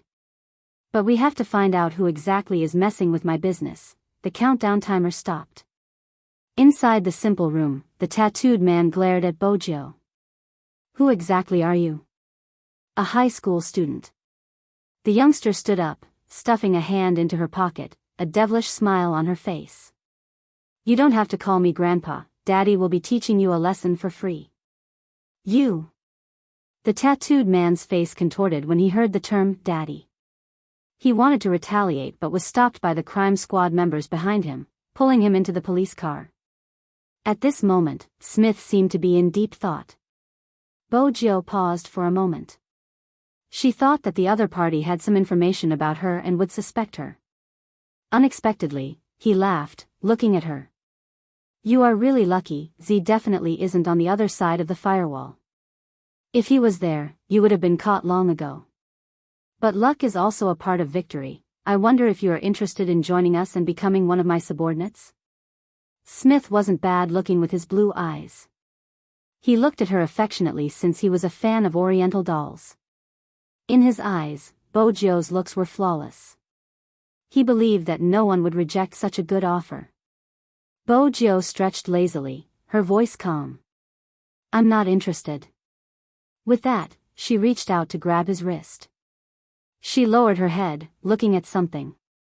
Needless to say, it was definitely a wound. Smith arched a brow in surprise. You probably don't know who I am or where I came from. Perhaps we can sit down and talk. Once you understand, follow me to the hospital. Before Smith could finish his sentence, Bojo dragged Chin Mo away, not even sparing him a glance. It had to be said that at certain times, Joe's charm as a boyfriend was off the charts. For example, right now. The crime squad watched as the youngster walked forward viciously. Young Master Chin was held in his hand but he didn't say a word. It's really strange these days. Director Huang found it strange as well. Was Chin Mo the passive party when they were together? Director Huang trembled at the thought. He really couldn't accept it. Bojo did things quickly, especially when she wasn't in a good mood. The reason why she rebuked the tattooed man was because of the wound on Chin Mo's hand. She had already seen it. Both of them hadn't driven over and were still wearing the cleaner's uniform. The youngster hailed a taxi. Before the driver could speak, Bojo blocked Chin Mo in a corner. Without a second thought, she scooped up the bloody finger and placed it in her mouth. Disinfect it. The driver's hand slipped, almost crashing into the railing. Even someone as indifferent as young Master Chin paused for a moment. His deep eyes looked at the silver-haired, furry fellow in front of him. It was like a small animal, a canine, licking his wound. But even if it was a canine, he couldn't be too careful. A certain someone was a fox by nature, hiding too many secrets. If he wasn't careful, he wouldn't be fawning over him. Instead, he would be thinking of a way to leave. Qin Mo felt the warmth on his fingertips. When he touched the unique softness, he couldn't help lifting his finger, touching the soft ***. Bo Jiao stilled, the tips of her ears turning red. After all, the Almighty's actions were too. Bo Jiao opened her mouth, avoiding the Almighty's teasing. Qin Mo remained nonchalant. Aren't you going to disinfect it? It's done. Bo Jiao straightened before glancing to the side. The Almighty must have done it on purpose. Qin Mo pulled her back. Why do I feel like the disinfecting time isn't long enough? As he spoke, his porcelain finger touched her lips again. Just like that, it lightly brushed past her lips. It was like a feather falling, tickling her. At the start, Qin Mo didn't think much of it. But when he caught sight of the youngster's flushed neck, he couldn't help lowering his head. He turned to the side, planting a kiss on the fair skin.